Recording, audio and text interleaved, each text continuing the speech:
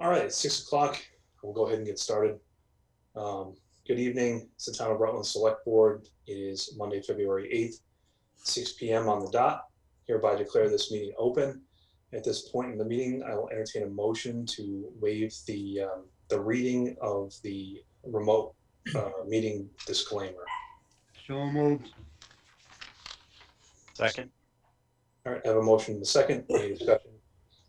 Hearing none, we'll have a roll call vote. Whiteman. Whiteman, aye. Nichols. Nichols, aye. Stillings. Stillings, aye. Clark. Aye. And the Recity, aye. Motion carried unanimous. We have first on the agenda, minutes, treasury warrant, and payroll, item number 3. Entertain a motion for the approval of treasury warrant 21-W16 and payroll 21-PW16. So moved. Second. Stillings. All right, motion in a second. Any further discussion? Hearing none, have a roll call vote. Whiteman. Whiteman, aye. Nichols. Nichols, aye, excluding any COA wages. Stillings. Stillings, aye. Clark. Aye. The Recity, aye. Motion carries unanimous. Also entertain a motion for the approval of meeting minutes from the 25th of January of this year. Stillings, so moved. Second. Any further discussion? Hearing none, we'll have a roll call vote. Whiteman.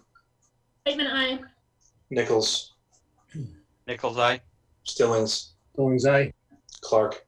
Aye. The Recity, aye. Motion carries unanimous. Next, we have item number 4, public comment. Is anyone here from the public here for public comment?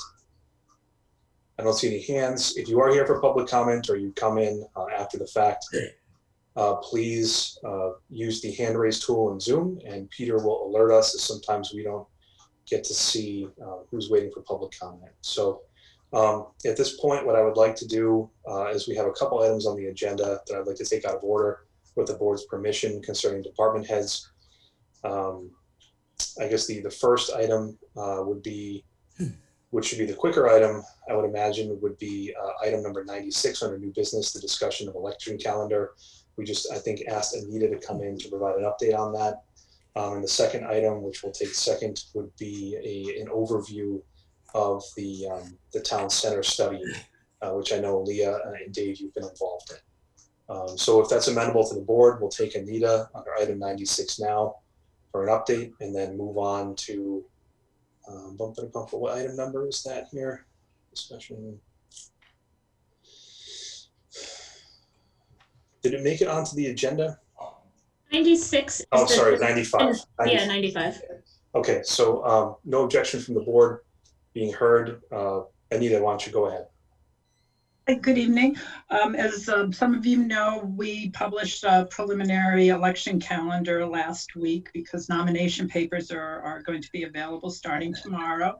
Hopefully the snow will let us pass out nomination papers. But your board sets the election hours and the polling hours. So I just wanted to see what your thoughts were. For a few years, we flip-flop back between 10 a.m. and 8 p.m. And then the last probably almost 5 years, it's been consistently 7 a.m. to 8 p.m., which I would recommend at this point too. But it is the vote for your board. Can I make a motion that we recommend that we do the 7 to 8 as recommended by the town clerk? Second. Motion and a second. Any further discussion? Since I just have a question, I think that since Anita, you recommend this, you're not anticipating having any staffing issues for those hours, correct? I know that was a concern in the spring, but it seems like you guys, everybody's done such a great job. So I just wanted to confirm. Yeah, no, I don't think we'll have a problem. The state allowed us, the acts of 2020 allowed us to lower the number of workers that we have. Those provisions are going to go, they're not going to be in effect after March 31st. So we don't know if the state's going to be doing anything along the lines of absentee voting because of COVID. things like that. So we'll just have to keep updating as things go along. So, but no, staffing, I think we have a really good group of people, so. Okay. Any further discussion from the board? Hearing none, we'll have a roll call vote. Whitman, I. Nichols, Nichols, aye. Stillings, Stillings, aye. Clark, Aye. and Rossetti, aye. Motion carries unanimous.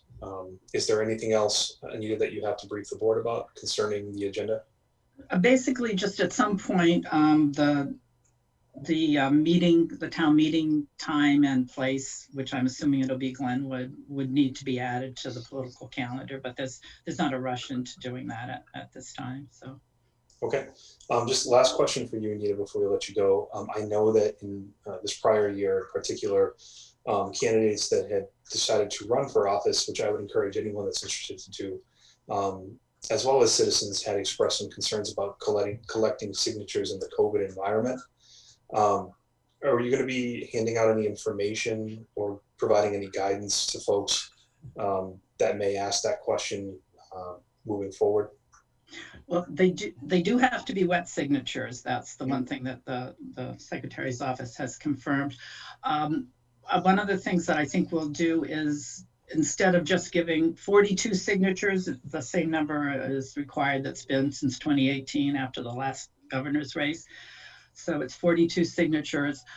I think, and normally we would just give out 2 papers, but we'll be happy to make multiple copies if people are more comfortable not passing just 1 or 2 pieces of paper around, if they want to have 5 or 6, so they could spread the names out and just to,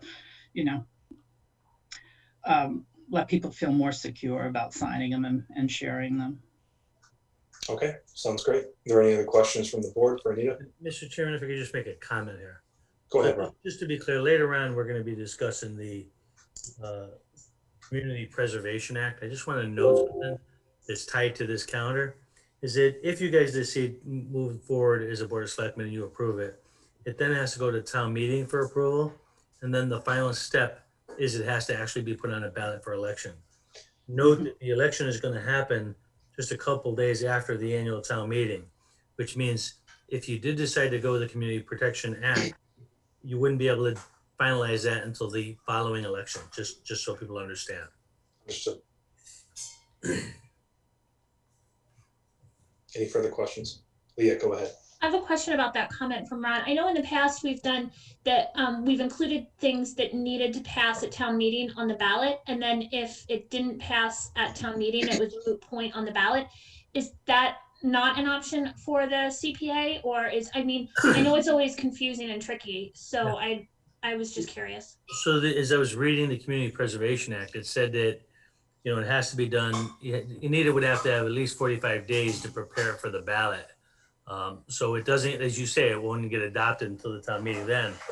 I guess I would have to talk with Anita and find out if we could put it on the election ballot before a town meeting actually approved it or not, and kind of do that in advance. But that, reading the act, it was just very specific that the registrar needed that 45 days. So I don't know if we could kind of pre-do that or not. We'd have to have some kind of conversation about that and figure it out. I think when we have that conversation, it is on the agenda. But I will say, Leah, in my mind, we want to. The idea on putting it on the ballot is to get as much community participation as we can, and if we have to take the time to make sure that it's vetted appropriately, I honestly think probably your election turnout is going to be better in a midterm year than it would be this year. So you're going to capture more voters that way, maybe. But that's, I think, a conversation we can have. And it just it's going to come down to the timing. But and I appreciate it. It was just a question I guess I had. So thank you. Anything further for Anita? Well, Anita, thank you for coming in. Really appreciate it, and it's good to see you. Thank you. I'll probably stick around for the CPA discussion. Oh, okay, perfect. Thanks, Anita. Mr. Chair, I don't know if you want to discuss it now, but because it is part of the CPA, but related to all of this is a bylaw we would need to pass along with it. Right. So let's do this. If the board's amenable to it, let's take item number 95, because I know Dave George, our town planner, is on, and I believe he has other commitments this evening. And then we can, with the board, with their permission, we can take that item out of order as well. If Anita also wants to stay joined for that conversation, and that way we can get that out of the way early. So I think we'll move on to item number 95, again, taking it out of order, for an update on the town center study and the master plan steering committee. We have, this is something Select Board Member Whiteman had requested. I know something that Dave has been intricately involved in both processes as well. So Leah, I will cede the floor to you. Thanks, Mitch. Thanks, Dave, for joining us. Just briefly for the town center study, I wanted to point everyone to the town website. The updated town survey results are posted on the website. They've been up for a little while. If you remember, we had extended the survey date. We had originally captured about 300 responses, and we were hoping to increase that. By extending it, we were able to capture about 640 total responses. So that number definitely increased, and it was promising. You know, it was kind of what we wanted to see. So we appreciate everyone's time and effort in that. A lot of the information stayed the same. The concerns really about the town center, the biggest concern is traffic. That's not new. And pedestrian access, which again is not new. We've been having discussions about the Maple Ave sidewalk and everything in the crosswalks on Main Street for years. So it just kind of reiterates and reaffirms that this is a broader concern and not just the residents that live there, but it's for the kind of town-wide also. And then there's not a lot of interest in adding, not surprisingly, but additional single-family homes or residential. It's a lot of trying to create open space, kind of the tourism side of things, in the sense of like day trippers or something, as well as small retail or independent restaurants and everything of that nature. Not so much chains. All the data is on the town. It's on the front of the town website, so it's all there to be viewed. Our next steps for that. So we're hoping to wrap up this whole project in June, I believe. Dave, I think, correct me if I'm wrong. And with that will be a set of deliverables that we're hoping to provide to the town as far as kind of a plan and action. Obviously, I think one of our concerns we hear with the master plan also is implementation. Where's the town going to get the funds and the resources to do any of this work? So that's going to be a very concerted effort. Our next steps are to really try to reach more public engagement. So we're looking at a kind of focus groups situation in probably the beginning of April, I believe, Dave. Correct me if I'm wrong. And again, this is most likely because of COVID going to be via Zoom with the help of CMRPC. If we can do something outside or provide an outside avenue to get people spaced out and actually provide feedback and input, then that will be an option. And that's kind of the thinking of pushing it out till April. Working with CMRPC, Rutland is one of the groups farthest along in this process of the batch of towns that started at this. So we think time-wise, in our timeline, we're in a good spot. So I don't know if the board has any specific questions. Dave's on also for that's just the town center study. Just for the town center study? Yeah, and then I have for the master plan steering committee, we had our first meeting, and thanks Mitch for joining, and I know Ron and Dave were on also. It was really kind of an organizational meeting and a setting the layout and everything. CMRPC is doing a lot of the groundwork and should be providing us with a lot of documents, us being the committee, and they'll be available on a website that they're putting together for us. I looked, the website's not live yet. I think the hope is that it would be done by our next meeting, the end of this month. So once that's live, then we'll communicate it out, email blast, town website, and everything. Right now, that website will just kind of contain a lot of information. Moving forward, there'll be surveys again and opportunities to capture input from residents and business owners and everything moving forward. So yeah, I don't know if there's any specific questions or anything. I just wanted to kind of touch base. We talked a lot about ways to get the information out in the COVID world and capture that feedback that we are all struggling we all want, but we're struggling to capture. And so, Ron had brought up community access. We talked about reaching out to Nancy with COA and getting in the COA newsletter. Talking with Becky about the mailings for the town bills, just a small insert, maybe excise tax bills, to get the information out to as many residents as possible, because not everybody's on water sewer. We don't have municipal electricity or trash or anything that, the town's getting a whole mailing. So that's kind of the steps of that process so far. Great. And I just want to clarify too, that I attended as a member of the public. I'm not on that board or commission. I was just interested in the topic. And just as a comment and a concern, there's nothing worse than a bad master plan deliverable, because, I think, Dave and Leah, part of that conversation, anyone can attest that works in municipal government, that if you have a bad deliverable, it sits on a shelf for 10 years, and then you realize that, we haven't updated our master plan in a decade, and the stuff that you originally had set out to do doesn't get done. So I think implementation, Leah, that was a point that you drove home during the meeting, that's going to be very important. My concern, particularly given the COVID environment, is when you look at MGL, which kind of lays out the specifics of what's required in a master plan, I think the first step and the most integral step is community input in that community derived visioning statement. I was optimistic that CMRPC had indicated that they had gone through a similar process in Hopedale. And at a visioning session, they had more than, I think they said, 100 residents, which Hopedale's about half the size of Rutland. So I'm hoping that all of us sitting here can kind of do our jobs. I know we all have groups of constituents to reach out and drive as much participation in that process as we can, because that's really what's most important in getting something that the community believes in when it comes to implementation. Because if you have a group of policies where the community feels left out, or they feel like those policies are adverse to what they want to see done in the community, it's really going to make it difficult to achieve anything with the document. So I was encouraged by what I heard. I want to thank Leah because I know she's taken this on, and it is obviously a time-consuming task. But that's all I got. Is there any questions or comments from the board, or any input, Dave, that you'd like to contribute about the process?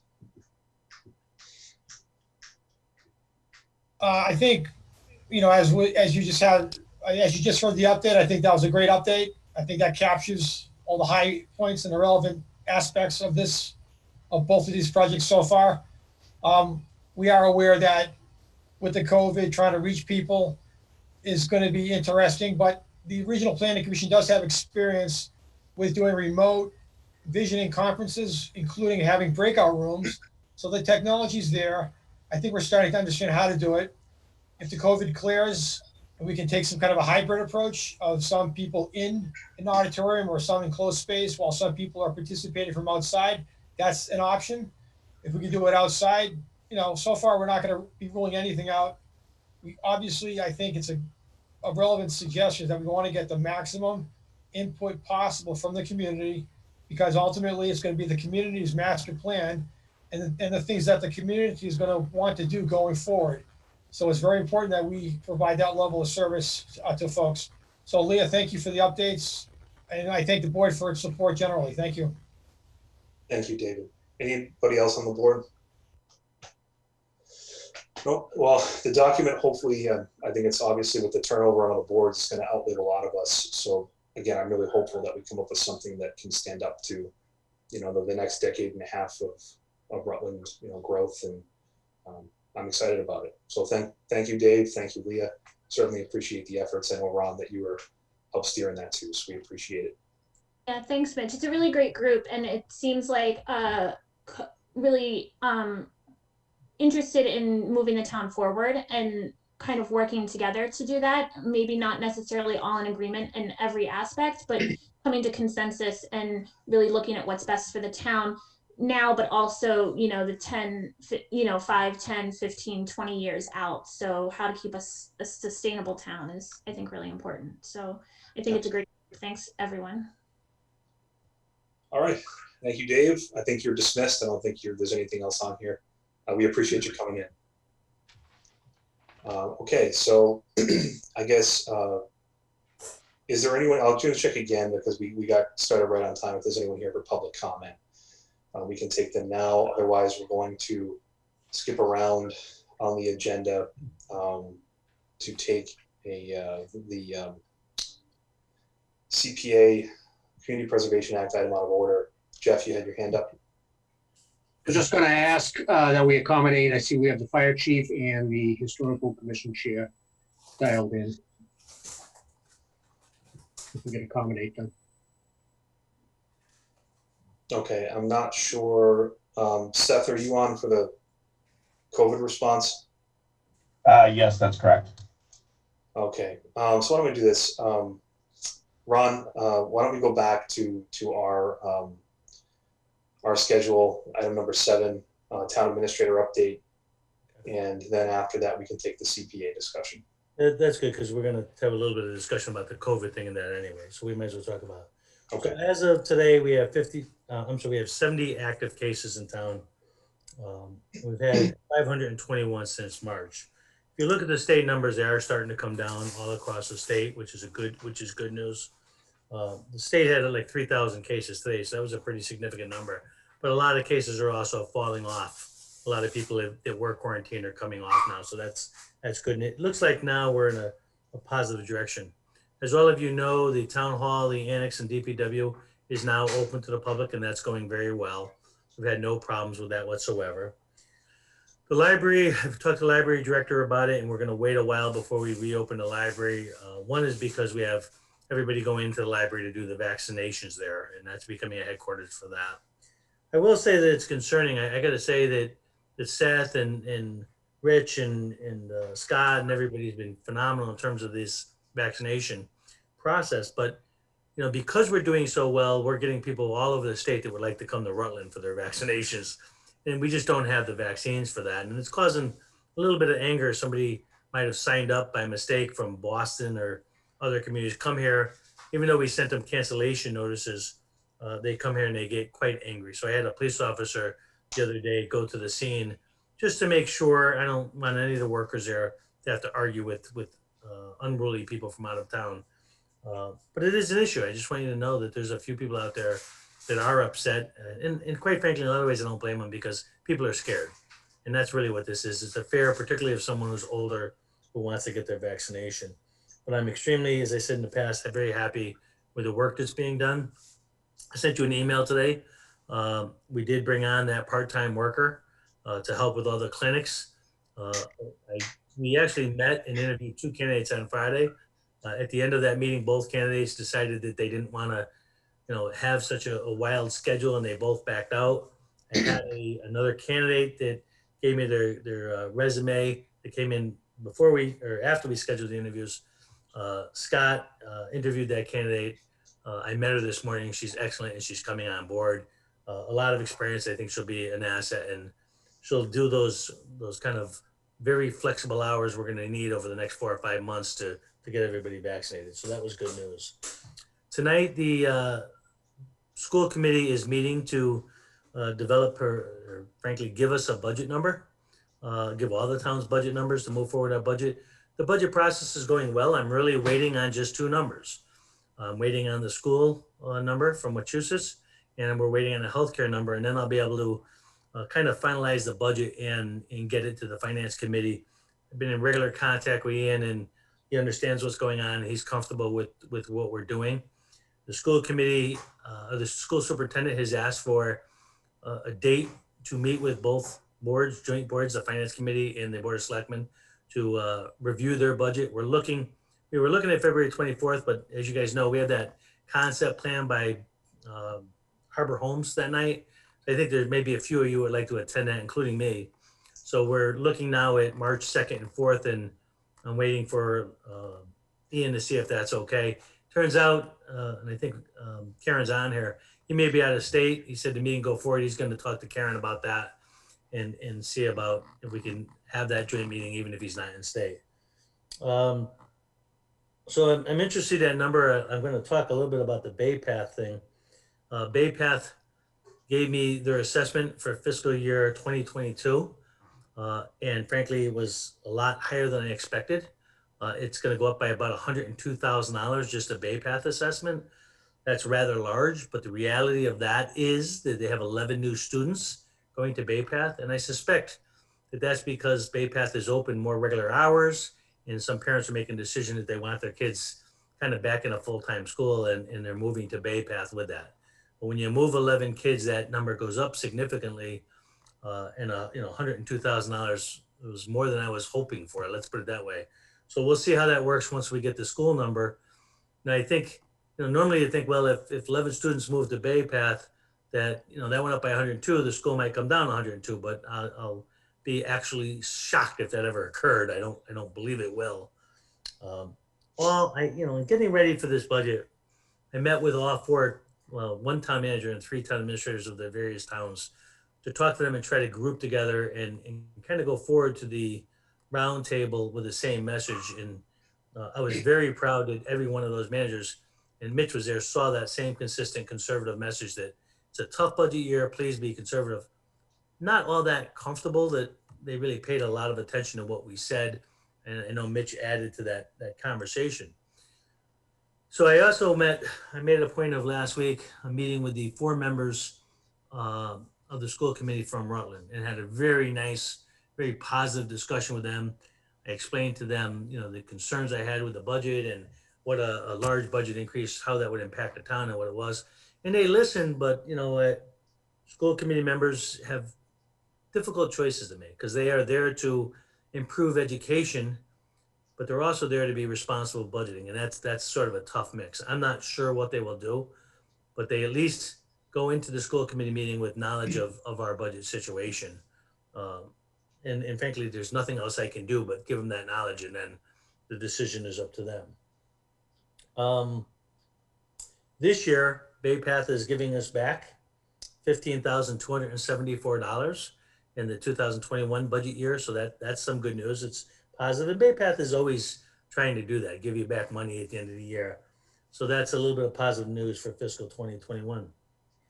Briefly wanted to talk about the reviews because I think I created some confusion and I want to kind of make a little bit clarity here.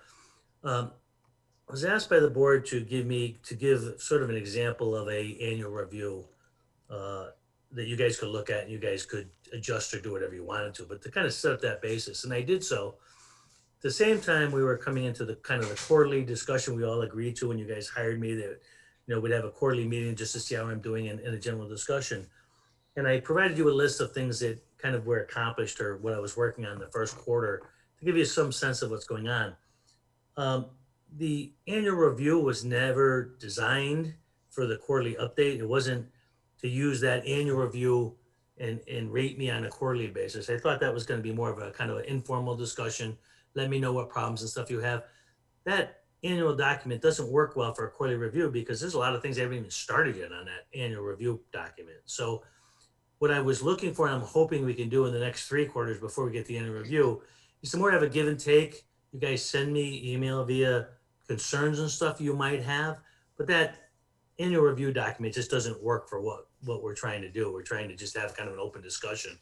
But if you guys have changes to that annual review, it's there for you guys to decide if you think it's a good tool for the annual review or not. If you want to make changes to it, I've had some questions. It's not easy to work and maneuver with it, but feel free to change that and we can come back and we can rediscuss it again. I just know that you guys some of the members have been using that as a tool for the quarterly, and it just doesn't work well for that purpose. So I think I might have caused a confusion by giving them both to you at the same time. That's mostly what I wanted to talk about, Mr. Chairman. If anybody has any comments about that, I'd be happy to answer any questions. Mr. Nichols, go ahead.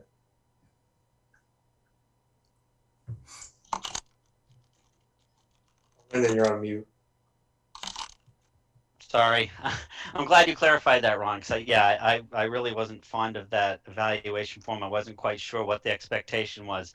I would much rather have had an informal discussion as a board regarding the several areas and where you're at and where we want you to be going, not to necessarily evaluate and criticize you, but just have a candid discussion about where you're at, where we think we need to be going and stuff like that. That evaluation thing just really did not make any sense to me and didn't give much opportunity to really discuss where I felt we were at. I'm not sure of what you provided. I didn't see like an update on you talked about a one sheet on your update on accomplishments, but how did you send that out? Because I couldn't find that. Yeah, I sent it out via email, and I'll send it out again for you tomorrow. Okay. But it was I'd appreciate that. Of things. Yeah, I'll get it out to you tomorrow. Did anyone else get it? Mitch, did you get that? I remember seeing it, but I think we did. Okay. I think you sent it out. Yeah, I thought I sent it out. It had a whole list of meetings that I attended and There's bullet points. and stuff. Yeah. Wasn't Was it sent or was it put in like Google Docs? No, I- Okay. I see it in Google Docs from last week's meetings. See, that's my fear, is that it went in Google Docs, which I have not had access to. So Okay, if I don't that's know if where I it saw. went, Yeah, I wouldn't have I'll send seen an it. email tomorrow. I thought I did both, to be honest with you. I thought it And went. while we're on the emails, I appreciate the fact we got the new emails. If we can at some point discuss, I don't understand how to get on those and make sure they link into our Chromebook. So I I'm can't not get sure in. how that whole system's going to work. So I'm unable to use the new email yet. I'm not sure if anybody else has gained access to it. I know, Mitch, you were going to look at it this weekend. I'm But if in. we I can can. clarify that. Leah, did you get in? Yeah, I got into the town emails. You go to outlook.com and then Did there's you do it on your Chromebook or on your personal computer? I did it on my Chromebook from the Chrome browser. And then yeah, and then the email address, and then we had a temporary password that as soon as you enter it, it prompts you to create a new password. You can't do anything until you create that new password. I'll have to play with it more. I was having trouble getting on it through my Chromebook. It was like saying that I had to pay for it to, add it to my Chromebook or something. So I just went through the Chrome web browser on the Chromebook itself. I mean, it's through Microsoft 365. I mean, it's easier if you have a PC that's not a Chromebook to access it. So I'm not sure if you have that availability. But I mean, I can reach out to the IT people too if I can't get it clear. I just wanted to make sure it was accessible on the Chromebook.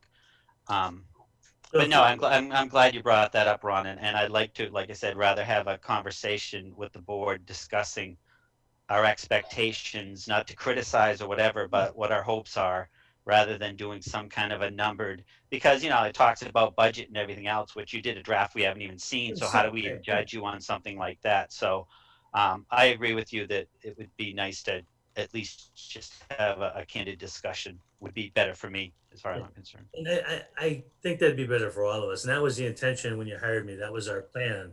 But I think by giving you both of those at the same time, I might have caused some confusion. But the annual one, for instance, Leah was commenting about the business stuff. Well, I haven't even had a meetings with businesses because with COVID-19, you really can't do much of it. So I'm hoping in the summer, when it gets warm, to be able to go out and meet with business leaders and start kind of working on the business side of things. Right, and if we were just having conversation, we could say this is what we hope you will do when you're able to, is to make visits and to attend certain things, etc. So, right, which is another thing I wanted to briefly mention to you guys, right? So I reached out to Bonnie with the Rutland Business Association because I'm trying to build an email list of all the businesses so I can start reaching out to them. So I'm using the health department, like the restaurant inspections, everything. I built a list, and Bonnie was in Vermont. She's going to send me the stuff from the Rutland's Business Association when she gets home, so I can start building that list. Also, I'm going to be inviting many of you, anyone who's interested. I want to have a meeting on economic development. So I've been drafting a sort of a presentation for discussions on economic development. Something that I can invite a bunch of business leaders to talk about, community leaders to talk about, just to kind of hash out. And I think one of the things I'm looking at, and it ties in well to the master plan and the other study, the center of town study, is, what do we want to be? It's one of those kind of things of what do we want the town to look like in the future? So it's going to open up that kind of discussion. And I briefly discussed it with Mitch and stuff, but I think it's a broader public discussion we need to have, particularly with business people, about where they want to go. So that's going to be coming. I'm going to the document's almost done, but I'm going to meet with a few of my staff people who frankly just know Rutland better than me, the history, and get some of my employees, David and others and I actually asked Anita to join to kind of help me because they know more about potential tourist locations. Like I didn't know there was a ski lift nearby, a ski mountain. I want them to help fill it in before I bring it out to a public conversation. But expect that we're going to have a kind of a larger meeting to discuss economic development within, I would say, the next couple of weeks or so. Just touching on the economic development part of it, Ron, I know that, we're dealing with Central Mass Planning right now, and nobody's attending any of their meetings. I know that I think David's supposed to be on the committee or something like that. Is there any efforts being made to attend any of those meetings at all? Because there are a lot of groups that come on there, not even if it's just them, but other groups that discuss opportunities that I think are beneficial to the town.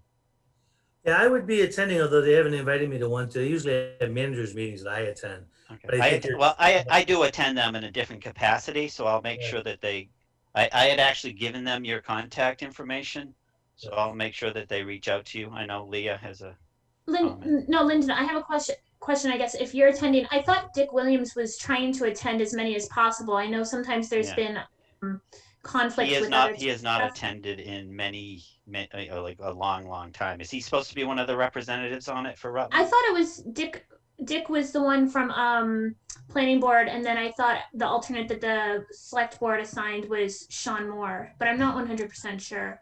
Okay, if we can just clarify, like any information I get, I can pass on, but I'm there in a different capacity, so I do not speak on behalf of the town. And I make that very clear to them that I'm not there representing Rutland. Yeah. So I can share information, but I think it's beneficial for to hear some of the opportunities that they speak about concerning Central Mass. If you see any meeting where you feel we're underrepresented, just give me a quick call and I'll get somebody there. I'll attend. Yeah, they meet every Thursday, so I can. Is that the transportation committee there, or which committee are you talking about?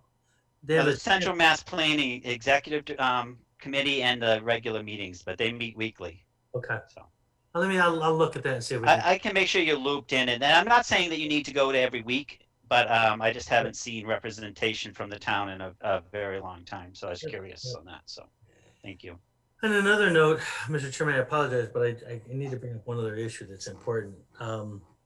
Anita, I don't know if she's still on, but Anita let me know that you guys had formed a 300th anniversary committee to start doing events and planning events for the 300th anniversary of the town. Bonnie, the former chairman of the Rutland Economic Development Group or Business Association, is on it. I called her because I wanted to find out if any activity was occurring.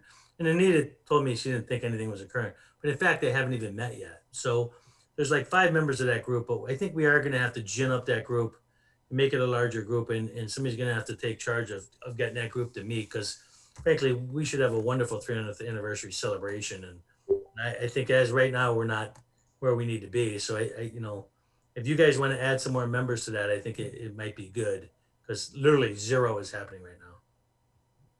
Ron, can we get an updated list on who's actually on that committee? Yeah, I'll send it out to you tomorrow. There's 5 people. I know Bonnie is one, and I think I want to say one of the candidates for the historical commission tonight is on it too, but I'll have to check. But Christine, I think Mike Drolet might be on it as well. But I'll check tomorrow and I'll send you guys out a list. Okay. Thank you. Okay. Thank you for the update. I mean, just to go back, I want to circle back, Ron, about the discussion you had and that you're currently having with the budget for the school districts. I know that FinCom obviously, puts together the town budget. So I just want to reiterate, based on the conversation that we had, that we all kind of have a fiscal responsibility to the town. I am concerned about the number that we might see come out of Wachusett noting that enrollment in the district has been declining for the last 8 of 10 years. We're at our lowest enrollment figure. Well, pre-COVID, we were at our lowest enrollment figure in decades. And this year alone, enrollment's down over 400 students in the district. So I just wanted to be clear. I mean, that like ideally, that number would be lower because of that decrease and the commitment that the town is eligible for. I'm not sure what we're going to see, but I think that there were questions that were raised at the last town meeting as to how, if we pass this budget, is it going to impact town services? And I don't think the town was adequately prepared perhaps to respond to that. I think we need to be clear with our constituents as to if that number is higher than what the budget allows, there is going to be an impact. We are in a structural deficit right now, a pretty sizable one. And we have to be clear with the general public in terms of how that's going to impact residents in town and the services they expect to receive. So, Yep. And that was just, Mr. Chairman, that was my discussion with Ian today about just that issue. Well, what's the impact going to be on? Because and it's not just FinCom's responsibility. I think it's all of us as elected officials too. It's our responsibility to burden that as well and to be honest with each other and the community. So I don't want to pin it on just Ian and Karen in that group. No, it's all of ours. I mean, frankly, to me, is important when I get that number to find out what the impact's going to be. Because that number is going to tell me a lot. In the next couple of days, I think I'll have a better feel once I get that number in the health insurance number. I'll have a good idea as to the impact on us. And I thought to myself before I got the Bay Path number, if that number was $500,000, I thought we could survive that. But you remember last year was $679,000. So it is a huge impact. I want to point out, because I raised that population number, student population number, with our school committee members last night, and they pointed out something that the big drop was in last year's numbers, and it comes out in October, or the year before that, I guess.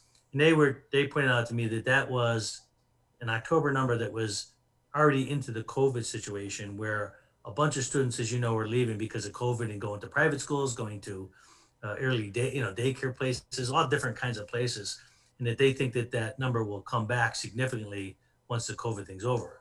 Who knows? I mean, I have no idea what they're going to do.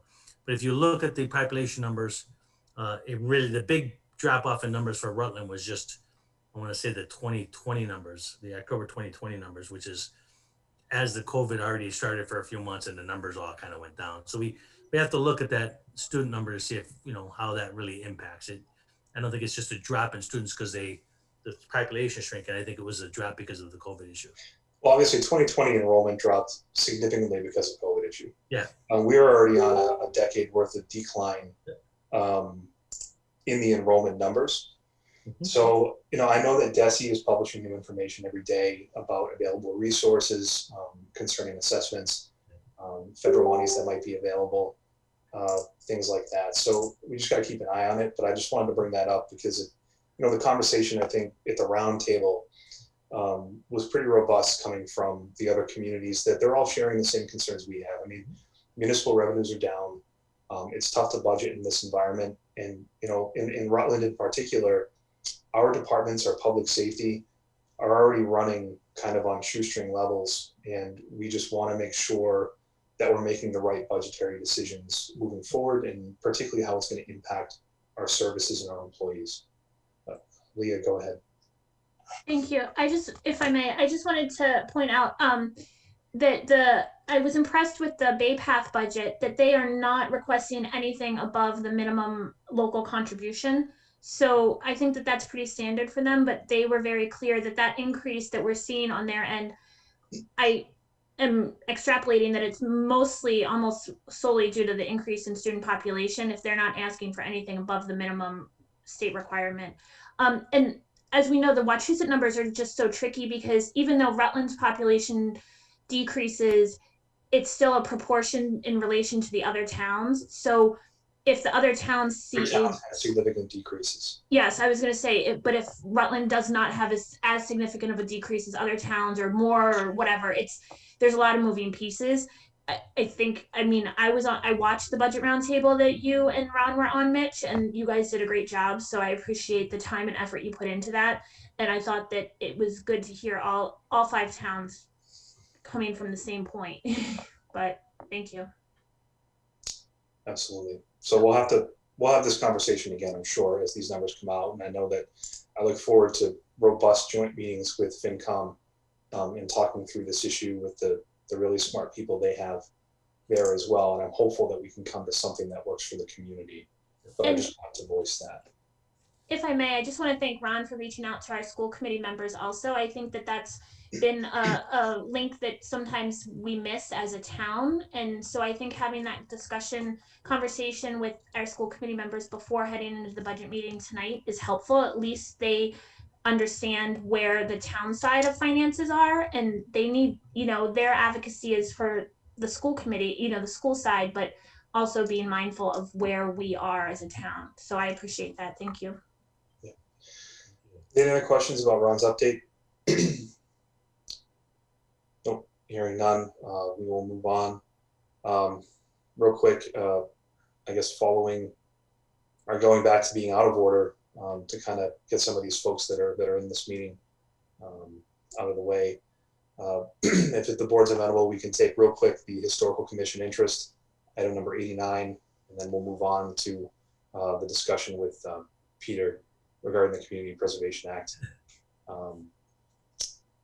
Seeing none, we'll move on to item under new business 89, Historical Commission interests. I think we had someone apply for membership on that board. I believe we have the chair here. Mr. Stillings, you have your hand raised. Go ahead. Thank you. Just for transparency, I had reached out and spoke to our TA before the meeting because there was an additional letter of interest from Sheila Judkins, who's the president of the Historical Society. And I didn't see that on the documents that were sent for the meeting, so I was concerned that might have been overlooked. I did speak to her to see what manner and what format she submitted her letter of interest to. And she said she did it through the town website portal. I went to that site to reenact what she did, and it's through the links on who to contact on the front page. And it says Town Administrator, Ron St. Angelo. You click on that, and another page comes up, and you click on it again, and it goes to a portal fill-in page. And she pasted her letter of interest on February 2nd in there. I said, okay, so I wanted to bring that to Ron's attention. She had forwarded me her letter of interest, which I flipped to Ron, and my understanding is that the TA had since sent that out. So I just wanted to put out there that both great candidates, that there's actually 2 individuals interested in the commission. So whatever pleases the chair and how you want to proceed on that. Does everyone have a copy of both? I know that I had seen Sheila's letter of interest. I believe that was forwarded out, and that she had met, I think she had attended a couple meetings perhaps and met with the chair. Did the other information for the other applicant make it into the packet for this evening? That was through the chair, sir. That was the one that was in the packet, was the one from Christy Drolette, who had also reached out to me, and I instructed her to send a letter of interest to yourself and the TA in there. So that's the one that did make it into the packet. It's the one from Sheila Judkins that was sent through the portal that didn't in there. So I don't know if the board wants more time to absorb it, or if you're willing to accept both letters of interest on face value. And I had also spoken to the chair of the Historical Commission, who agreed to be on here tonight, Peter Pacer, for his input. Okay. Does anyone on the board have any further questions? I think that you're right, Jeff. I do have a question, Mitch, just for clarification. Did Sheila go off the commission and then now wants to come back on? I thought she was on it already. No? She's the president, sir, if I could, Mitch. Yeah, go ahead. Sheila Judkins is the president of the Rutland Historical Society. Okay. She has been for many a time. To my understanding, she has not been on the commission. She's an educator and didn't have correct me if I'm wrong, Anita, you're shaking your head. It's my understanding she has not been on the commission, but obviously very active in the society, which is. Can we bunch of just get town entities. clarification on the difference in the functions? Well, one's a charged by the town as town commissioners. And the other one is a private society. They lease a town building, but it is a private society where members pay $15 a year dues, and anyone can join. Whereas to be on the commission, there's a limited number of seats. We do have one ex officio from Holden, but that is a actual seated board that's appointed by this board. I think in due fairness to both applicants, because I'm looking at the folder for tonight and Ms. Jenkins' materials did not make it into the folder. So my concern is not everyone has had a chance to look at those yet. I think both are great. And to be honest, I welcome, the participation, but I think that we would need to do our due diligence to move this to the next meeting for the appointment, to be able to share that with everyone, if that's amenable to the board. Just so you know, I did send out an email with Sheila's information to everybody before the meeting, so that you should everybody should have it in their email tonight. It's only one paragraph, just to let you know. Okay, if that's the case and everyone's comfortable, we can make an appointment and move on an appointment if we feel like doing that this evening, or if someone had not received it, we could move it. But I'm open to suggestions from the board. Again, I think I'm looking at my emails now and I don't see it. But... It was to your personal email, probably, because I didn't. Yeah. Well, that's what I've got open right now on my other computer.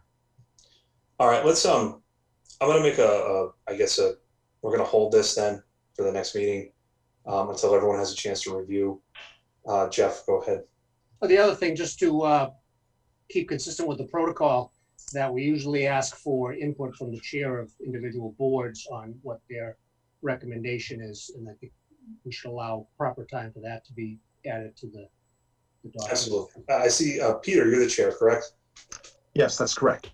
Okay, so if that's the case, if we can make sure that Peter has a copy of both, and he can come back to the board with what he'd like to recommend, and we can make sure that we follow that protocol.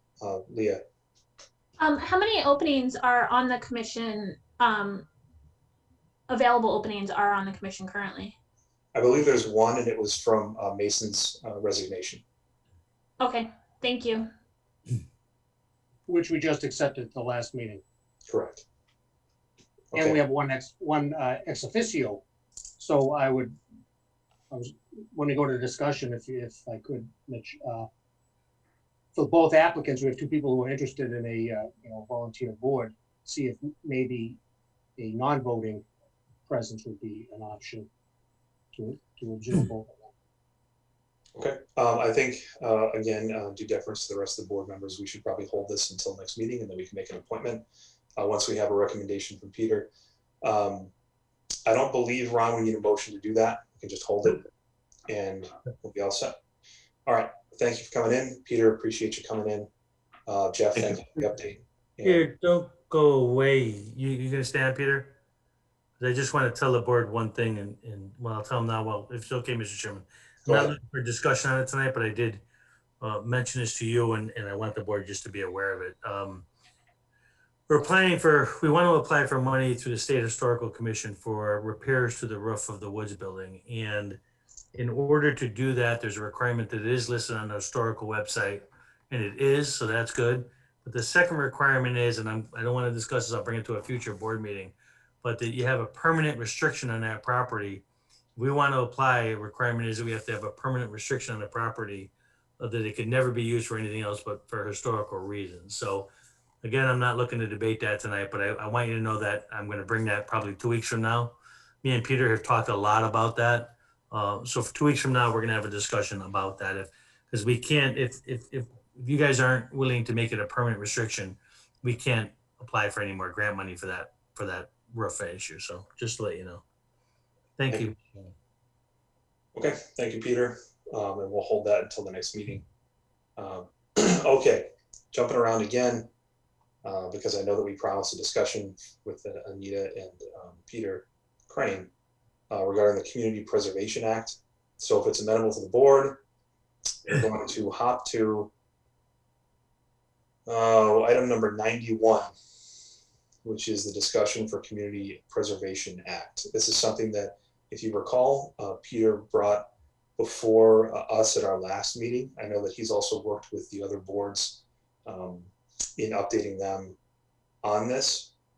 So we have this as an agenda item now. We can have an official discussion regarding it and what the town wants to do. Ron, as part of his update earlier, had provided us with a potential course of action, knowing that it's got a lot of moving parts. Leah, I know that you had a couple questions that were asked, but I guess now will be the time for that follow-up discussion if we want to have it.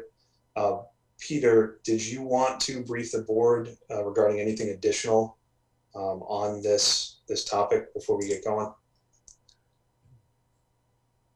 In truth, I barely remember what I said last time. I did want to advise that you not take any official action tonight. I'm still waiting to hear back from AdCom. Hasn't met and talked about it at all. Planning board hasn't officially discussed it, so I don't have any feelings from those boards on their opinions on support for the CPA. Now, ultimately, placing it on a town meeting warrant is your decision. But as I say, I would suggest that I don't think we're at the point where we're ready to make the motion that was suggested in the agenda. The structure of the surcharge is a fascinating, complex issue if we choose to make it. So let's talk a little bit about dollars. The town levy to be raised for FY 2021 is on the order of $17.5 million. So let's just take an example number of 0.5% of the levy. If we were to apply that surcharge to every single tax bill in town, the CPA fund would get approximately just under $88,000 from the town's surcharges, and then the state would have some percent of match. I haven't gotten numbers on how much they match, but I would bet it's probably 50% for us, but I don't know that for sure. So it'll be another 20,000-ish for a total per year of around $120,000. If we use one of my favorite examples of properties that would have been that the town discussed bringing up, which is the Davis property, the Davis Farm. Here, let me turn on my camera. That was for about, if I remember correctly, on the order of $500,000. So it would take several years to save that much money if we did nothing else with CPA funds. You can do things like historical preservation, interestingly enough. You can do outdoor recreation, so making trails, putting in playgrounds, all of that is fair game. And that's before you get into some of the more interesting things that I'm not sure apply in the same way to Rutland, like low income housing. So I gave a number of $88,000 roughly that we would raise by levy. So how much would that impact the average household? FY21 average single family house value is just over $320,000 with an average tax of $5,355. The surcharge for that would be $26.78 for the year. If we were still concerned that that would be too much of a surcharge for some people, and I can see the argument for that, it is frequently done that you exempt some amount of money from each tax bill before you apply the surcharge. So if we were to exempt $100,000 or $150,000 from that, then it actually would reduce the number, but we could also increase the percent instead to level the field in order to be sure that we bring it up. That's why I call it a complex problem of designing the structure of the surcharge. I don't see a way to go. Peter, just to stop there, the idea behind that would be that you would then be, somebody whose property is worth well over the average would be taxed at a higher amount than someone whose property is worth less. So it would be almost, you're taxing those with more means on the higher end. If you're building in that $150,000 for, they used an example as a buffer. So your first $150,000 on your assessed value would not be taxed. Everything after that would be subject to the half of the 1%. So if you have a home in town that's worth $500,000-$600,000, you're leveling out the difference on being able to tax those properties that are worth more. Exactly correct. I'm not sure that's the right way to go. It is one of the objections when the CPA was brought up last time is it raises everybody's taxes. Right. The way you offset that is by saying it's not everybody's taxes, it's people who have more valuable properties. They will, as you point out, get taxed at a higher rate. But if the town's interested in maintaining some of these open spaces, we need the money to be able to do it. So, Mr. Chairman, Go ahead, Ron.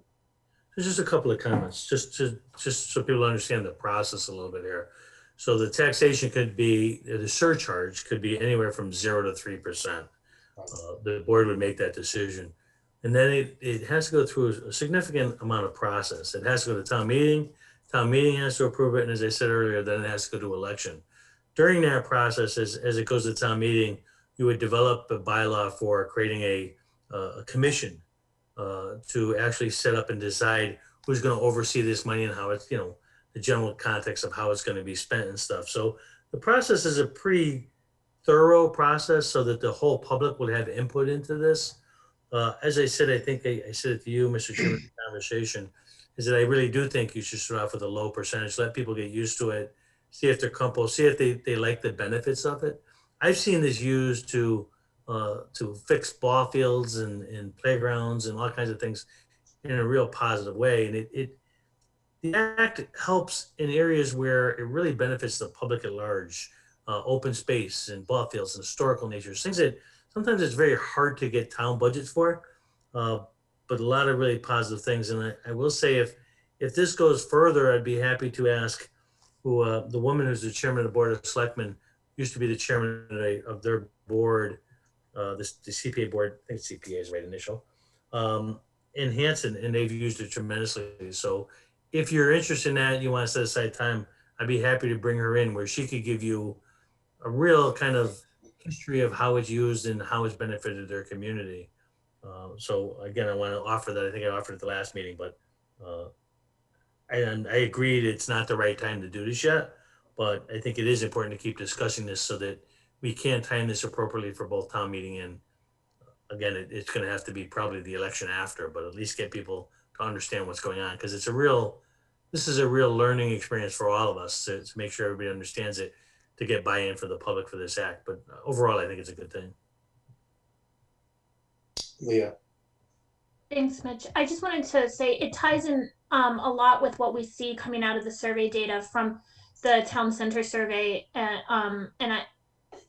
Potentially we may have some information from the master plan at some point, but there seems to be a big one from the public to preserve open space. And we know that there aren't funds for that. So this, I think, is a way, and if we can tie in some survey data that we have and potentially some feedback from focus groups or other meetings, then I think that that's leverage. As for the timing, I agree. I would like to hear back from the other boards and commissions that Peter's reached out to before even considering it. And maybe we need to even push it out a little bit longer depending on how things go. But Peter, thank you for bringing it forward. And I think that the town is moving towards a direction of wanting to preserve available open space. And this is one of the only feasible ways that I think we can do it in the foreseeable future anyway.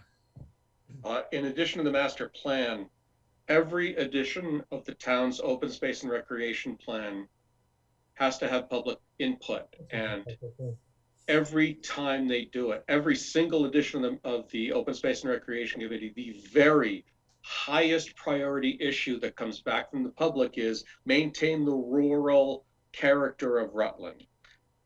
Now, I don't know that that as a goal is achievable, but that sort of plays into maintain, acquire, open space in order to return to at least maintain some level of the character that people are discussing. I think my input, if I may, look, I definitely think this has to be brought to the town, and I want the townspeople to decide ultimately. Everyone can respond in a survey that they want something until you say, well, we're going to have to tax you for it. That's always the catch-22. I conceptually am not in favor of imposing a limit and taxing people at different rates based on their assets. I think that's inherently unfair. I also think there's other things we have to concern ourselves with in terms of, you were talking about maintaining the rural nature of our community. We're talking about farmlands, things like that. The Davis Farm was a great example that Peter had used. I want to know too, because I had heard from folks that own large tracts of land, or folks that may run a farm that are older. Those are obviously difficult to maintain. I think NPR published a study that the average age of the farmer in Massachusetts is something like 68, which is one of the oldest industries in the state. There's just, young folks are not inherently going into those businesses. So what's going to happen to these farms? But we've also adopted limited growth policies that have impacted the net worth of those larger parcels and driven those down. So are we going to be buying this land at discounted rates from people and forcing people off these properties if they have no other options? I really don't know. There's a lot of public policy conversations that we need to have surrounding this because it is a big decision. I mean, if we go with a half of 1%, yes, the average person is going to be encumbered an additional $26 per year, but everything else is going up in addition to that. Nothing ever gets cheaper when it comes to state and municipal government. No one's ever given me any sort of refund on the taxes I've paid if services weren't rendered. So that's my concern. I want the people to be able to vote on it. I, like everyone else on this board, has heard that we do have a huge need in town for recreation space. We have a huge need for ball fields. We have a growing youth population that needs those recreational opportunities. I'm just not sure in this climate, when we had the highest unemployment rate in the country for a long period due to COVID, when people are having to give up secondary vehicles because their excise tax bills are going up and they've been unemployed, whether raising someone's taxes in this environment is the right thing to be doing. Those are my fears. That's my 2 cents. But like I said, I'm torn because I know there's a need. Peter, you've brought that up. I remember those community conversations, and I hear it all the time. The need to maintain space. It's just going to have to be a cost-benefit analysis that's done, and I want to be able to give it to the people, as many people as we possibly can, to allow them to provide input on that decision.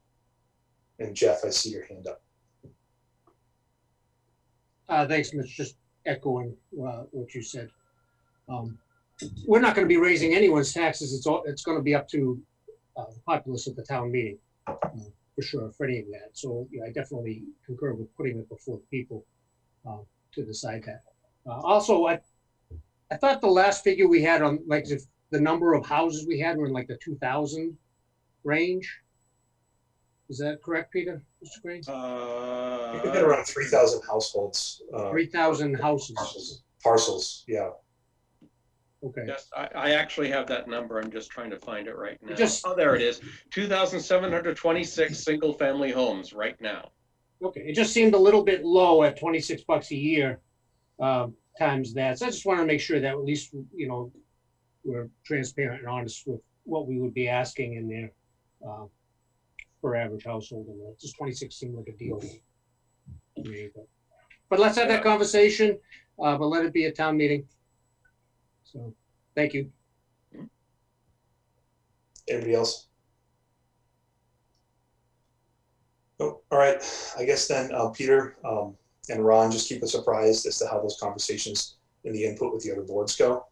And then we can make a decision regarding the warrant for town meeting in the coming months when we have to make that decision.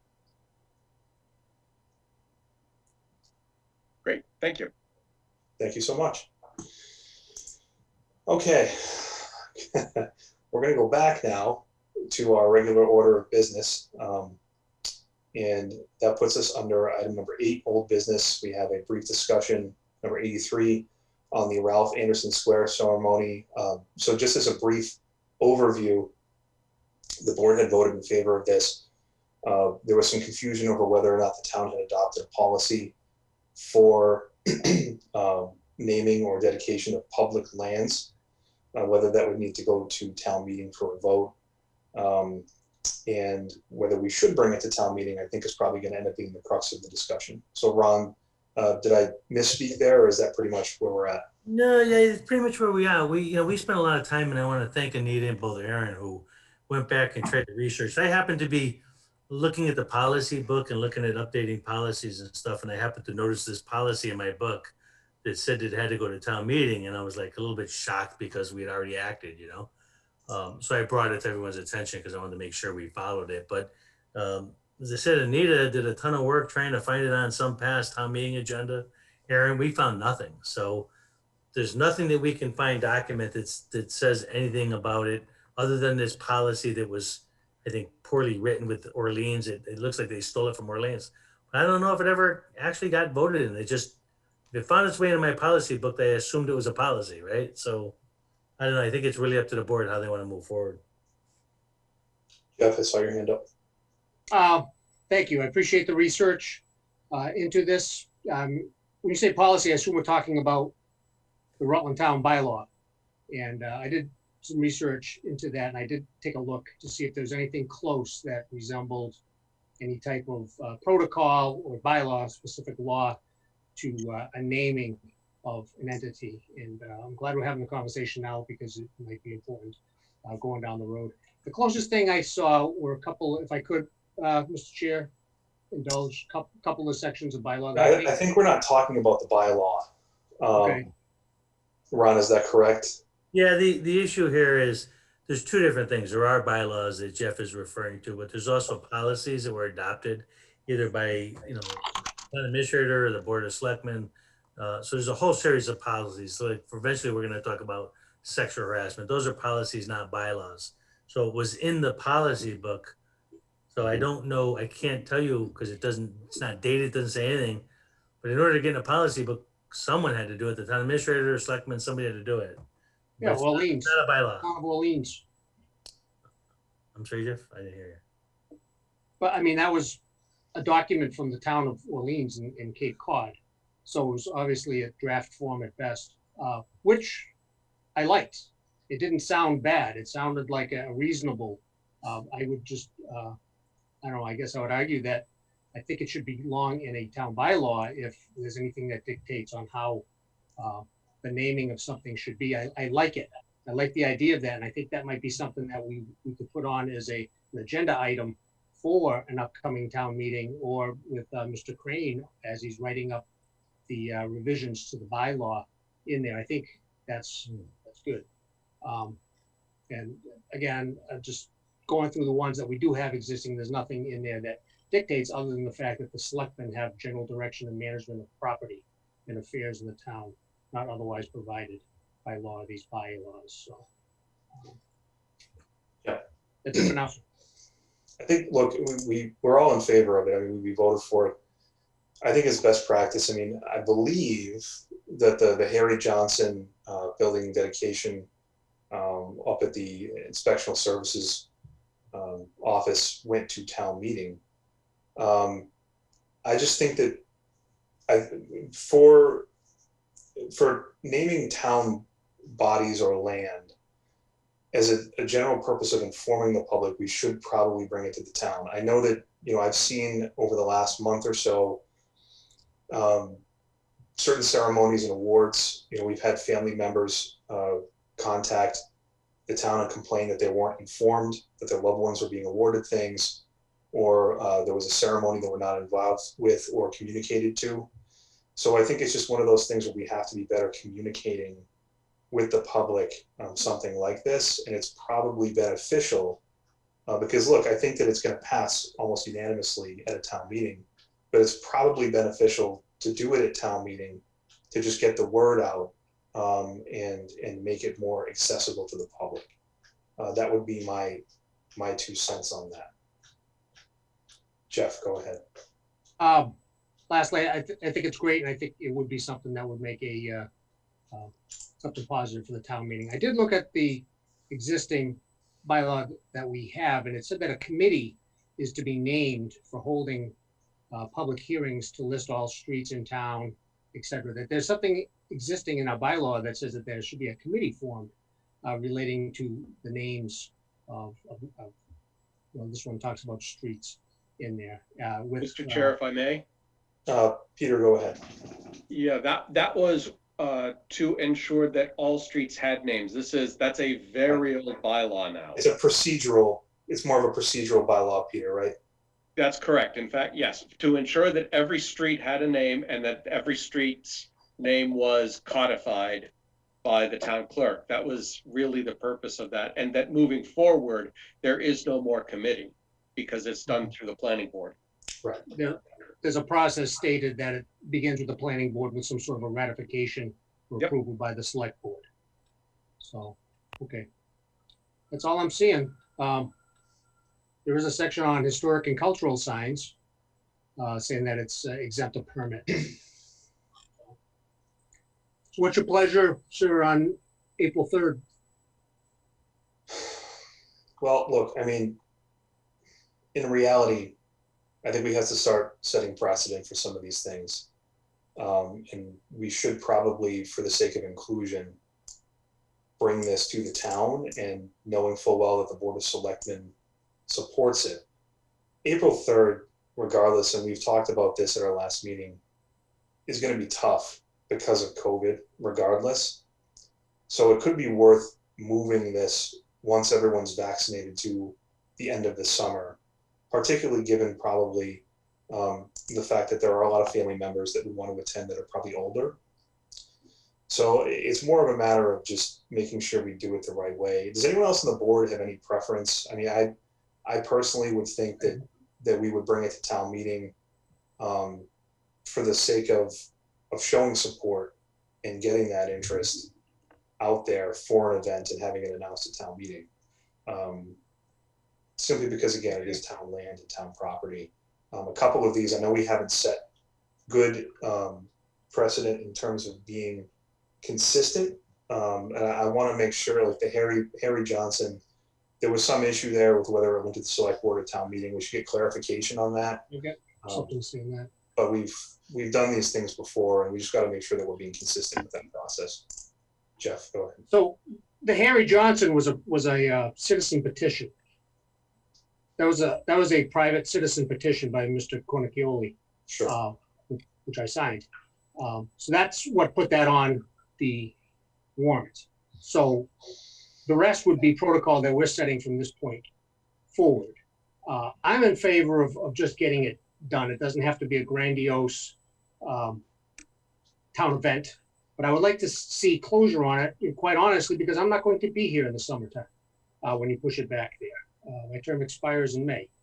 So I would like to, assuming that you want me to work on this event, April is the ideal. You can always have a follow-up later, but the sign is in. I kind of like some closure on it. We did talk it, we approved it. We approved the date. What you're talking about putting it before town meeting is actually unprecedented. Harry Johnson was a citizen petition. There was an actual petition to be put on the ballot. We're creating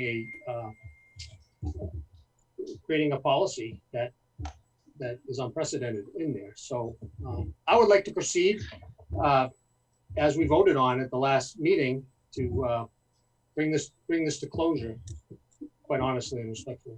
Thank you. Anybody else on the board? Through the chair. Go ahead, Skip. The 2 benches out in front of the town hall, they were all approved. They were approved by vote at town meeting. So I think this should be approved by town meeting also. And if Yeah, you know look. the benches I'm talking about, right out front. Yeah. Again, Well, it's not a question of, go ahead, Linda.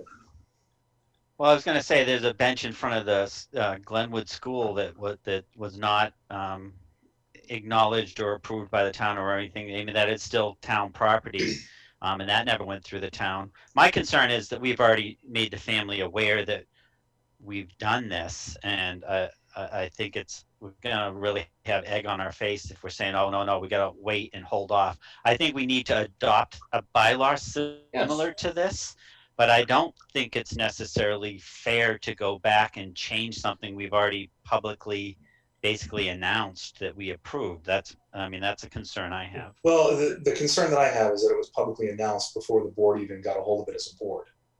And I think the concern about having it done by April because it's politically expedient for Jeff is not a good concern. And my concern when it comes to public events is going to be safety related to COVID.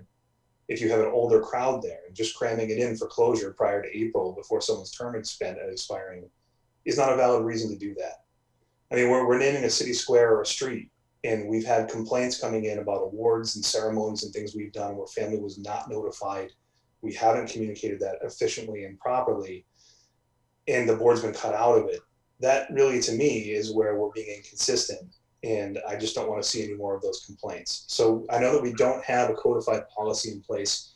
It seems like we've treated things differently between the benches Skip's talking about. Obviously, the citizens petition is a little different as a citizens petition, and then a bench outside of the school building, which again, I'm not entirely sure as to how that process was completed. But we just have to be uniform as a community in how we carry these things forward. And we're not changing what we're doing. I really don't anticipate that the board recommending that we name the square after Ralph Anderson, given his popularity in town. The town meeting is not going to change the outcome of that. In fact, it only serves the purpose to raise awareness and involve more community members. And to me, that just seems like the better, more transparent option. Jeff, go ahead. There's plenty of other precedents too. In addition to the benches, you have Mrs. Viner's memorial bench in front of the Woods building. You have the recent Scout projects at the war memorials, both on the Upper Common and also Memorial Field. None of them, of course, went to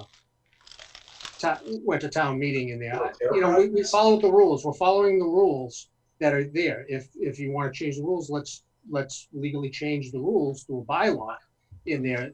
But we followed it.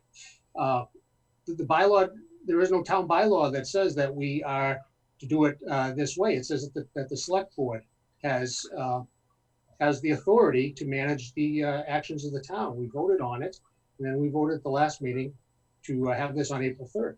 I think Lyndon's point is correct in there. I mean, just, you know what, let's put it to a vote.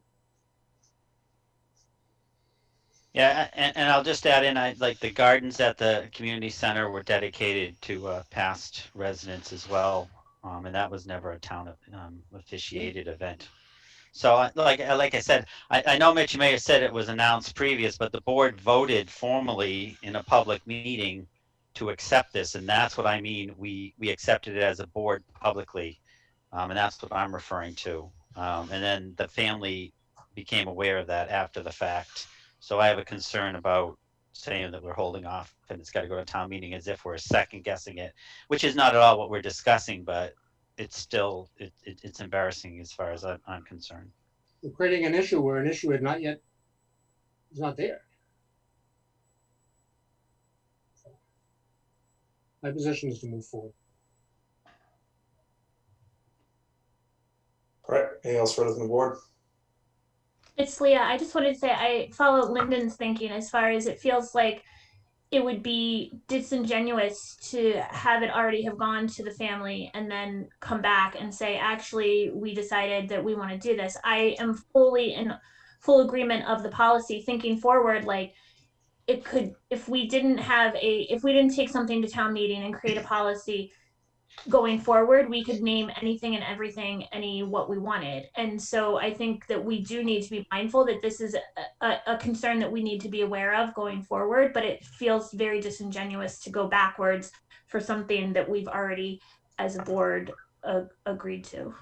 Okay. but we still need to resolve whether or not the select board adopted the policy that was presented about going in front of town meeting. I mean, that still has to be resolved, and that could change things. But again, it's just more of a matter of, you know, we've had complaints about some of these things not being communicated effectively, and then we need to do a better job. And in all sincerity, this went out to the family prior to it being brought to the board. And that is a little bit upsetting to me because we make decisions as a board, not as individual select persons.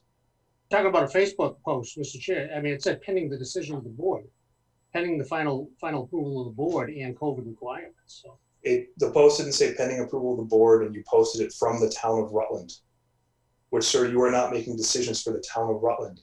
I You're posted on a a town member Rutland. of the board. What We've had town- these issues before, Jeff. You just have to bring stuff to the board for approval prior to making publicity statements. Posted no such thing from the town. If the event has to be moved because of COVID, it's going to be moved. I will not hold an event on behalf of the town, putting people's lives at risk because it's politically unpopular. That's not the reason. Term. You- All right, I don't see we have to take any action on this because there's no proposed action change unless anybody wants to make a motion. All right, so we're gonna move on to the next item of discussion, which we've talked about. Historical Commission. Number 90 would be the next item under new business for Wachusett Regional School District Agreement. Ron, go ahead. So I got an email from the school superintendent's office. I guess the regional agreement says that every 5 years, they're supposed to do a review of the agreement. The school superintendent is requesting the towns postpone that. This year with COVID going on, they really have not done the review and not followed the contract. So they just want to get a 1-year delay so they can get past the COVID stuff, and then they'll do the review of the agreement. Yeah, go ahead. I have a question. What is the town's involvement in the review? I mean, obviously we don't have anything from the district, and it doesn't sound like we're getting anything from the district. So that's the reason for wanting the 1 year. But going forward, what would the town's involvement be in that conversation or agreement? So that's a good question, Leah. And I'm sorry to say I can't answer it because I haven't read the school agreement to ask you that. You know, I just basically took the word for the superintendent of saying, hey, you know, we're supposed to do this review because of COVID. We want to put it off 1 year. It seemed kind of a reasonable request to me, but I didn't get into the details of, okay, when you do the review, how's that done? Who's involved? I didn't get into that with them. I can check that tomorrow if you want and ship you out an email to kind of let you know when the review is taken, what our involvement would be. I would imagine, because it's a review of the agreement, that all 5 towns would participate in that, and that we would all have our opportunity to express concerns about that agreement for what I would suggest would be potential amendments to that agreement. But I want to look at it more before I give you the direct answer to that. That's fine. I don't, Mitch, if I may, I don't need an answer right away. I was just curious if how much back and forth it was, or if it was they draft it and hand it off to us to sign off on or whatever. So that's fine. So what I'm looking for is just a motion to allow the school district to do, put a 1-year delay on developing the review of the 5-year agreement. Whitman makes the motion that the board vote to delay or postpone the 5-year Wachusett Regional School District Agreement for 1 year. Second. Stones. Any further discussion from the board? Hearing none, we'll have a roll call vote. Whitman, Whitman, aye. Nichols, Nichols, aye. Stillings, Stones, aye. Clark, Nay. and Resity, aye. Motion carries 4 yeas, 1 nay. All right, we've discussed item number 91, Community Preservation Act. We'll now move to item number 92, which is High Hawk LLC. That is the company that we had entered into negotiations with regarding a retail marijuana community host agreement. Ron, do you have an update? Yeah, I do. And I provided all of you with a host community agreement. I frankly didn't spend a lot of time looking. Ron, you're on mute. Okay, I'm sorry. I provided each of the members with the host community agreement. This agreement, I did, I want to say 3 of them when I was in Southbridge. So I'm very well aware of it. We worked with a law firm. We went through the very, very thoroughly in this agreement.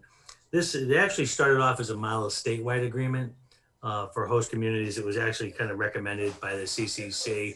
And we've had, me and a law firm that I use kind of revised it completely and updated it. This is the same agreement that I've used in the past.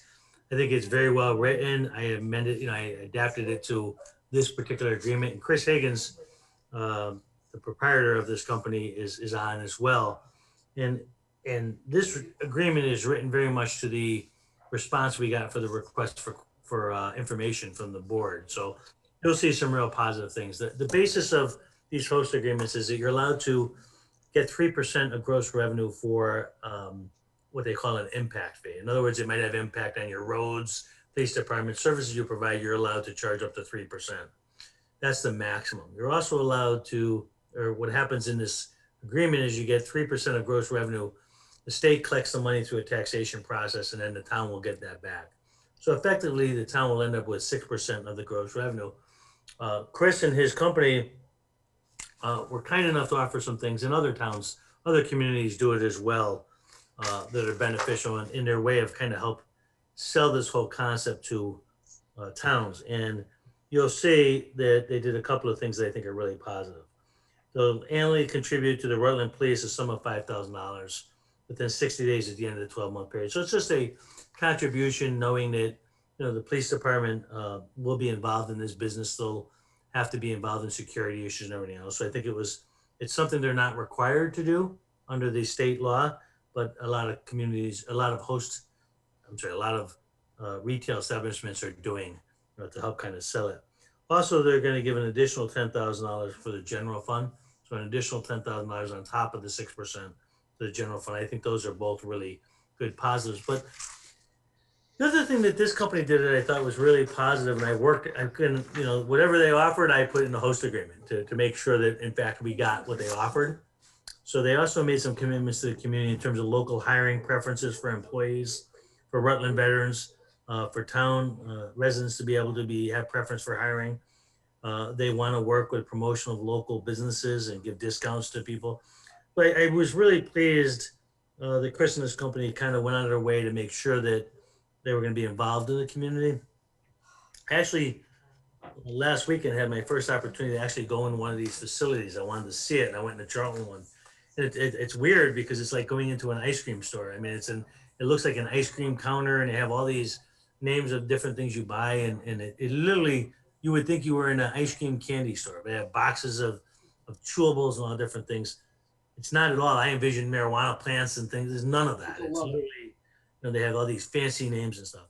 You like it or don't like the concept of this, and truthfully, I'm not a big fan of legalization of marijuana, but if you have a good company doing this that has the resources to do it, they can do a pretty nice job of effectively establishing a retail environment that is not damaging to the town. But this agreement, I think, is a positive agreement for this. Chris, as you know, I've already had Chris sign it. So their sign, it's really, if the board approves this and gives me the right to sign it, we'll sign it. And that will allow Chris to move forward with the CCC and follow all the requirements of state law. And we can move forward. As you know, they're talking about building a building right across from, I think it's called Rutland Marketplace. And Blair, the Blairs are going to build it there. I'm sure it's not going to be a high quality building where it's going to have serious taxation to the property, but it will be an improvement in terms of it'll be a new piece of property that will be taxable for whatever they do build on it. They'll have to pay the building fees and all those things. So it's positive in that respect as well. What is if I can ask a question, and then Jeff, I see your hand up for you in a second. And this maybe is a question for Chris, if he's on still. The estimated time frame for construction, are we talking like a year? Is it a multi-year process? I know dealing with CCC can be a little bit cumbersome in terms of those timelines, but I just want to get a sense as to how rapidly we can see this project move along. With you, Ron, I'm conceptually, and we've had this conversation with Jeff as well, not a conceptual fan of the legalization, but the town did vote for it, and we have a responsibility. I'm more excited about the prospect of a new building.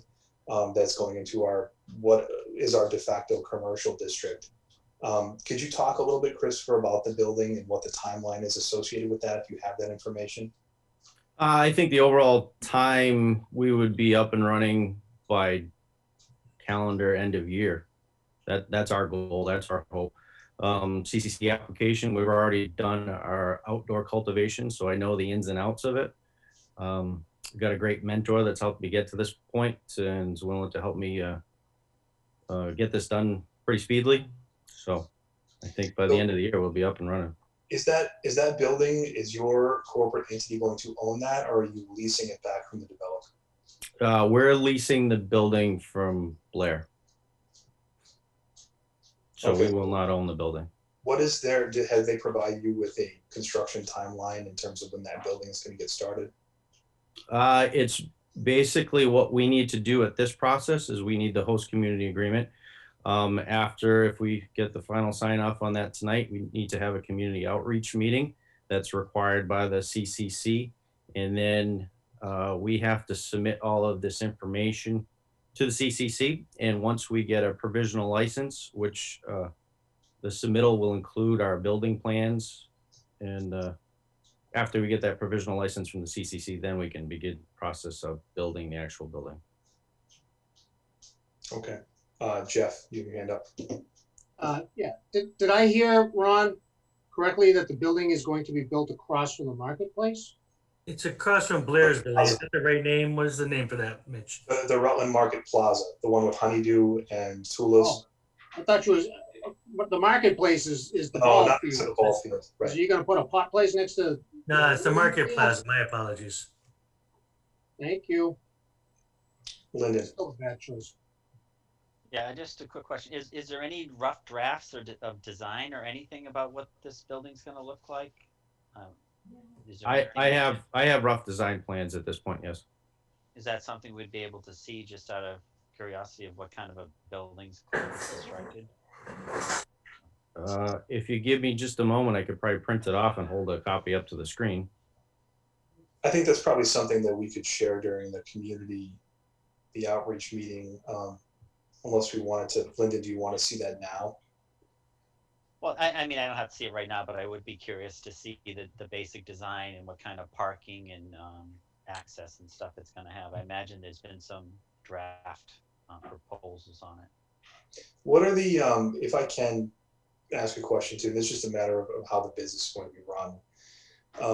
What exactly is allowed in the retail establishment? I mean, there's no consumption on site, I would imagine. Like you're not going to have a deck where people are going to be actively consuming edibles, or Lyndon's not going to be out there eating cookies in the parking lot. But I mean, is it just strictly retail? You go in, you pick up, and then you leave the premises, correct? Yeah. Is that, Yeah, so, That's correct. so Mitch, I'll give you my, what I experienced. When I went in, you're kind of, it's a building that's kind of closed off on the outside. You don't see a lot of advertising or anything in the windows or anything else. You go inside and you first have to go through a security checkpoint. They got to check your license. They got to verify your age before you even can go into the room where the marijuana is established. And literally, once you walk in, there's lines like at a counter that you can go to. People behind the counter, and like I say, above the counter is a whole display of different types of products you can get. And like I said, you see it. It's a strawberry. It's designs things in like almost like candy names. It's really weird. But it's a very friendly ice cream kind of stand environment. The buildings, I think, are typically square buildings, not a lot of fanciness to the building. It's just, I don't know, it's almost like a small warehouse kind of building is what I've seen. But if Chris is willing to email those conceptual plans to me tomorrow, in my email, Chris, I'll forward them out to selectmen so they can see at least the conceptual plans you're looking at. and Sure. I guess my follow-up question to that, and then Lyndon, I'll defer to you, is we've talked about this, Ron, and economic development in town. I mean, we have a lot of small businesses that have had good symbiotic relationships for a long time. I guess I would like to see your business really embrace that in the community and have those same positive relationships with, you're going to be across the street from a commercial plaza with a couple of restaurants, a liquor store, and honey farms. it would be great to see kind of that working relationship there where everybody's kind of feeding everybody else, if that makes sense in terms of that business relationship. And that's my hope. That's just more of just an expression of hope to you and how it's run. Lyndon, you had your hand up. Yeah, just a little bit in the follow-up of, the design and such. That's a very busy road, so access and how that's going to be managed. I mean, that's kind of a tough spot. I know coming down the hill, sometimes people pulling in and out of that plaza. So I'd be very curious on if that was looked at and how that's going to be managed once the facility's open. So. I mean, it's something that we need to do a little bit more research on. This is the first steps of this. Obviously, we need to go in front of the planning board and with our proposal and get the approvals from everybody in town before we move forward with the construction of it. So, and it's got to work smooth for us. We know it's a busy road. We anticipate that we can handle all of that. That's probably part of the appeal of being there too, is that it's a well-trafficked area. Exactly. Yeah. Do you have any other questions from the board? And I think also in our theory on this, we had a possible on the other side of the road location, and we felt that would be a little bit trickier because we're anticipating people coming home from work from Worcester and stopping, and then they could pull right back out instead of having to be on the other side of the road, causing more of a traffic problem. So we felt this was a better location. Leah, did you have your hand up before Ron? I didn't really have my hand up, but just in a comment, I appreciate in the agreement how you put in, Chris, about if customers come in and show a same-day receipt from one of the other businesses in town, offering a discount. And I think that's, to Mitch's point, as far as integrating yourselves into the Rutland business community, I think that's a huge step forward, like very impressive step forward. And I appreciate that foresight going forward. So I think that's right on the mark for Absolutely. I think that's great. And I also think, there is some synergy there.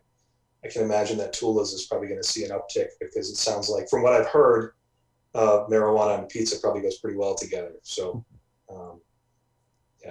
but anyway, that's just an aside comment. So, see, my jokes get nothing. But if anyone, Ron, did you have your hand up? Does any other board members have any questions before we kind of, Ron and then Jeff? I did, but Leah said exactly what I was going to say, so I'm good. Okay, Jeff, go ahead. Just looking at the host agreement draft, it says in the beginning about a stipend or a fund going to the police department for impaired driving programs and DRE. Is that drug resistance education? Yeah, that's the provision that they put in for different types of. Those are typical programs that police departments do it, but it's just a such as. It can be anything the police department wants. It's just some examples of the type of things they could use it for. Really? Yeah. Okay. It's at the chief's discretion, Jeff. Okay, anybody else? All right, I think Ron is looking for a motion to allow him to sign. It is embedded in the agenda. I'll entertain that motion if the board so chooses. So Whiteman makes the motion that the Board of Selectmen allow the town administrator to sign the High Hawk LLC host community agreement. Second.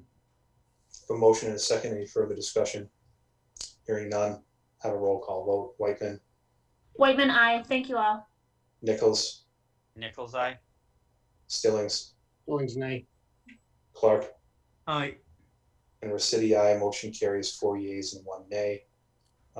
Thank you all, and Chris, keep us apprised, please, of progress in the project as you move forward. All right, appreciate it. Thank you. Thank you.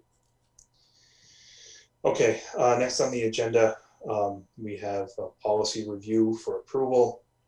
We have updated sexual harassment procurement policies that Ron has put forward.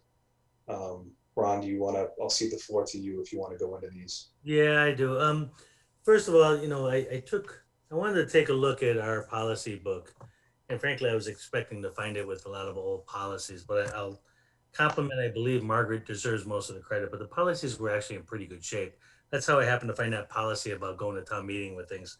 But I did notice that the two policies, sexual harassment, were older in nature, and I had just did brand new policies working with attorneys and working with the state on sexual harassment. So I provided copies of you for you to review and approve tonight.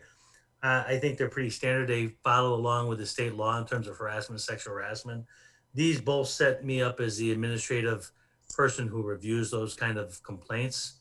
But it also allows me, for instance, if I have a sexual harassment complaint, I can designate, for instance, the police department to take witness statements and things like that. They follow state law.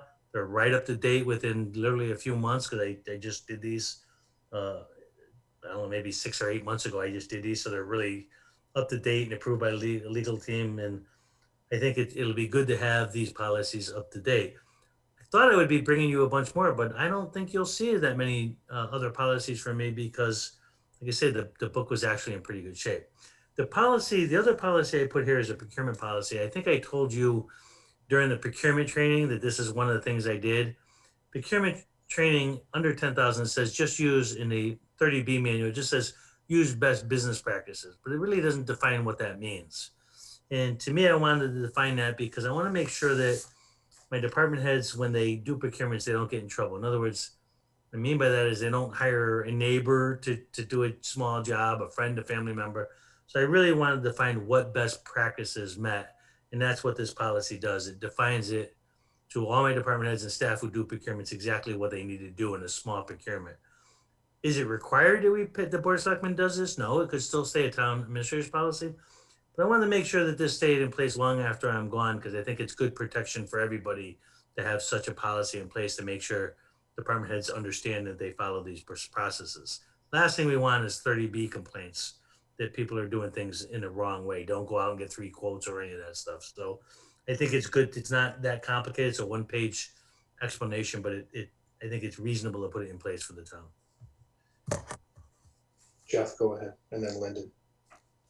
Real briefly, so looking over the first one, the basic harassment policy, this sounds like, well, appears to be something like the police and fire department and DPW would already have something like this in place. Did we cross-check these against the other department heads to see if it overlaps with something that they already had in place? And does this supersede that if that's the case? There's no harassment policy in place right now in the policy book. There is a sexual harassment policy in place that's a little longer than 6 years old. I talked to Skip about it. He remembers doing it many, many years ago. So it's in place. It's just not up to date, Jeff, the sexual harassment one. The harassment one is not. I didn't find anything in any of our books about the harassment one. And just to point out, to be clarity, because harassment is not as broad as you might think. It's harassments of individuals in protected classes. So it's, I could frankly get away with harassing you because you're not in a protected class. Well, you might be because there's an age provision, but there's, this has to do with religion or you can't harass somebody just because of their sex or disability or those kind of things. So in order to be protected, the state has it in these protected classes. So it's not a broad that everybody's protected from harassment. It's only people in those protected groups according to state law. Jeff, go ahead. And just clarifying, did you bounce any of these off the department heads and make sure they're okay with it? Truthfully, I did not because these follow the state requirements. So, truthfully, if the policies are in place or not, if you do this, there would be no town process, but you'd still be breaking state law. These are all pretty much state default of the state. Yeah, these are really state requirements, so to speak, not really town requirements. What is important for the town is setting me up as the administrative hearing officer, setting up the process to make sure that somebody that filed a complaint knew where to go. They could, if they wanted to, they could go to a department head and make their complaint with the department if they don't want to raise it to my level. But if it really has to be done in writing and get to me to have the thorough kind of review that it would be. But yeah, the department heads, in this case, I don't think it would matter because, like I say, they don't have an option in state law. Okay, Lyndon. Yeah, just in noting your letterhead, you should have disclosures regarding discrimination on all your letterhead. And you might want to refer to your last compliance review. And, with full disclosure, I work for USDA, and there are specific language that needs to be used in documentation and in any kind of correspondence in your relationship with your federal funding. So you want to be sure that you're in compliance with that. Your current letterhead has no disclosures on it. Yeah. So that needs to be updated, and check the language in your last compliance reviews just to make sure you're in line with your obligations regarding that. And just so you know too, that this document, once you guys approve it, I'm gonna have to provide training in these policies and make sure that every employee signs these documents so they're aware of it. And then as we onboard new employees, this will be something that new employees will get when they onboard, and they'll have to sign it. So everybody's gotta understand what this policy is and sign off that they've got it. That's a requirement. Just as a follow-up, I know that Anita in the past has had MMA training in a lot of these areas. So is that going to be separate from what is provided through the state training? Well, the training here is really just to review the policy in place. You're absolutely correct. There's all kinds of MMA training on sexual harassment. You can go online and find a whole bunch of training features, both from a municipal point of view and from a private point of view. So there's all kinds of training out there, but my obligation here will be to make sure that all the employees understand this specific policy. And they can also, if they had a complaint, they can also take a complaint directly to the state if they want to as well. But I want them to understand that, we as a town will not tolerate any of this behavior on the part of individuals. And then if it does happen, we will investigate it and we will respond appropriately to whatever the complaint might be. And just as a point of caution, again, just to make sure it meets all state and federal guidelines that are requirements. So. Okay, Jeff and then Leo. I was just gonna ask, is this pasted from MMA guidance? Do we have a canned policy from Mass Municipal? So this policy was drafted with guidance from the Massachusetts Commission Against Discrimination and with Merrick O'Connell Law Firm, who helped draft this and actually played a big part in drafting this with me in Southbridge. So yes, it's gone through both the Commission Against Discrimination and the law firm. Truthfully, it was actually recommended by Merrick O'Connell that we update it and do it in Southbridge. So it was, I just had to revise it all for our purposes, but yeah, the answer is yes, it's been reviewed by appropriate parties. Leah. Thank you. I just had a question. Is it, it sounds like it's best practice that the town administrator is the kind of grievance officer. I was just curious if that's best practice, or if, in other communities, do they designate the police chief, or do they designate, I don't know how they do it.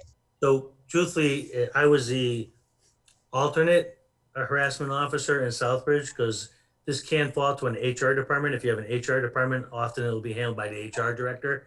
But here we just didn't have it, so I really didn't have an option. It's kind of me or nobody. So that's the way I set it up. But I was actually the second person in Southbridge. If you really had an HR director, this would normally be hired as part of that process. Jeff. My last time. Few years ago, we went to town meeting with great effort to make our police chief the strong chief. And previously, a few years back before that, the fire chief was made strong chief in there. But part of that law that we adopted allows for the chiefs, police and fire chief, to set policy in there. So is this setting a precedent where, as we're taking from the authority that we had given to our chiefs, the strong chiefs, to set their own policy? I think it's a great policy. I mean, it's very consistent with what I've seen every year in my career. But is it counteractive to what we have allowed our chiefs as strong chiefs to set policy within their departments? Is this, are we taking a different direction, saying now the TA is going to set policy for? Well, I think, no, I just think it's important. I mean, we're talking about state mandated procedures. I mean, the police chief and the fire chief, I don't care how they're set up. do not have any authority to deviate from what the definition of sexual harassment is in terms of a municipal policy. And it's That's not what I was saying. well, I I mean, would we're assume- the policy setting board for the town, not the police chief or the fire chief, this board. Go ahead. I'm sorry, Jeff. So I think the answer is no.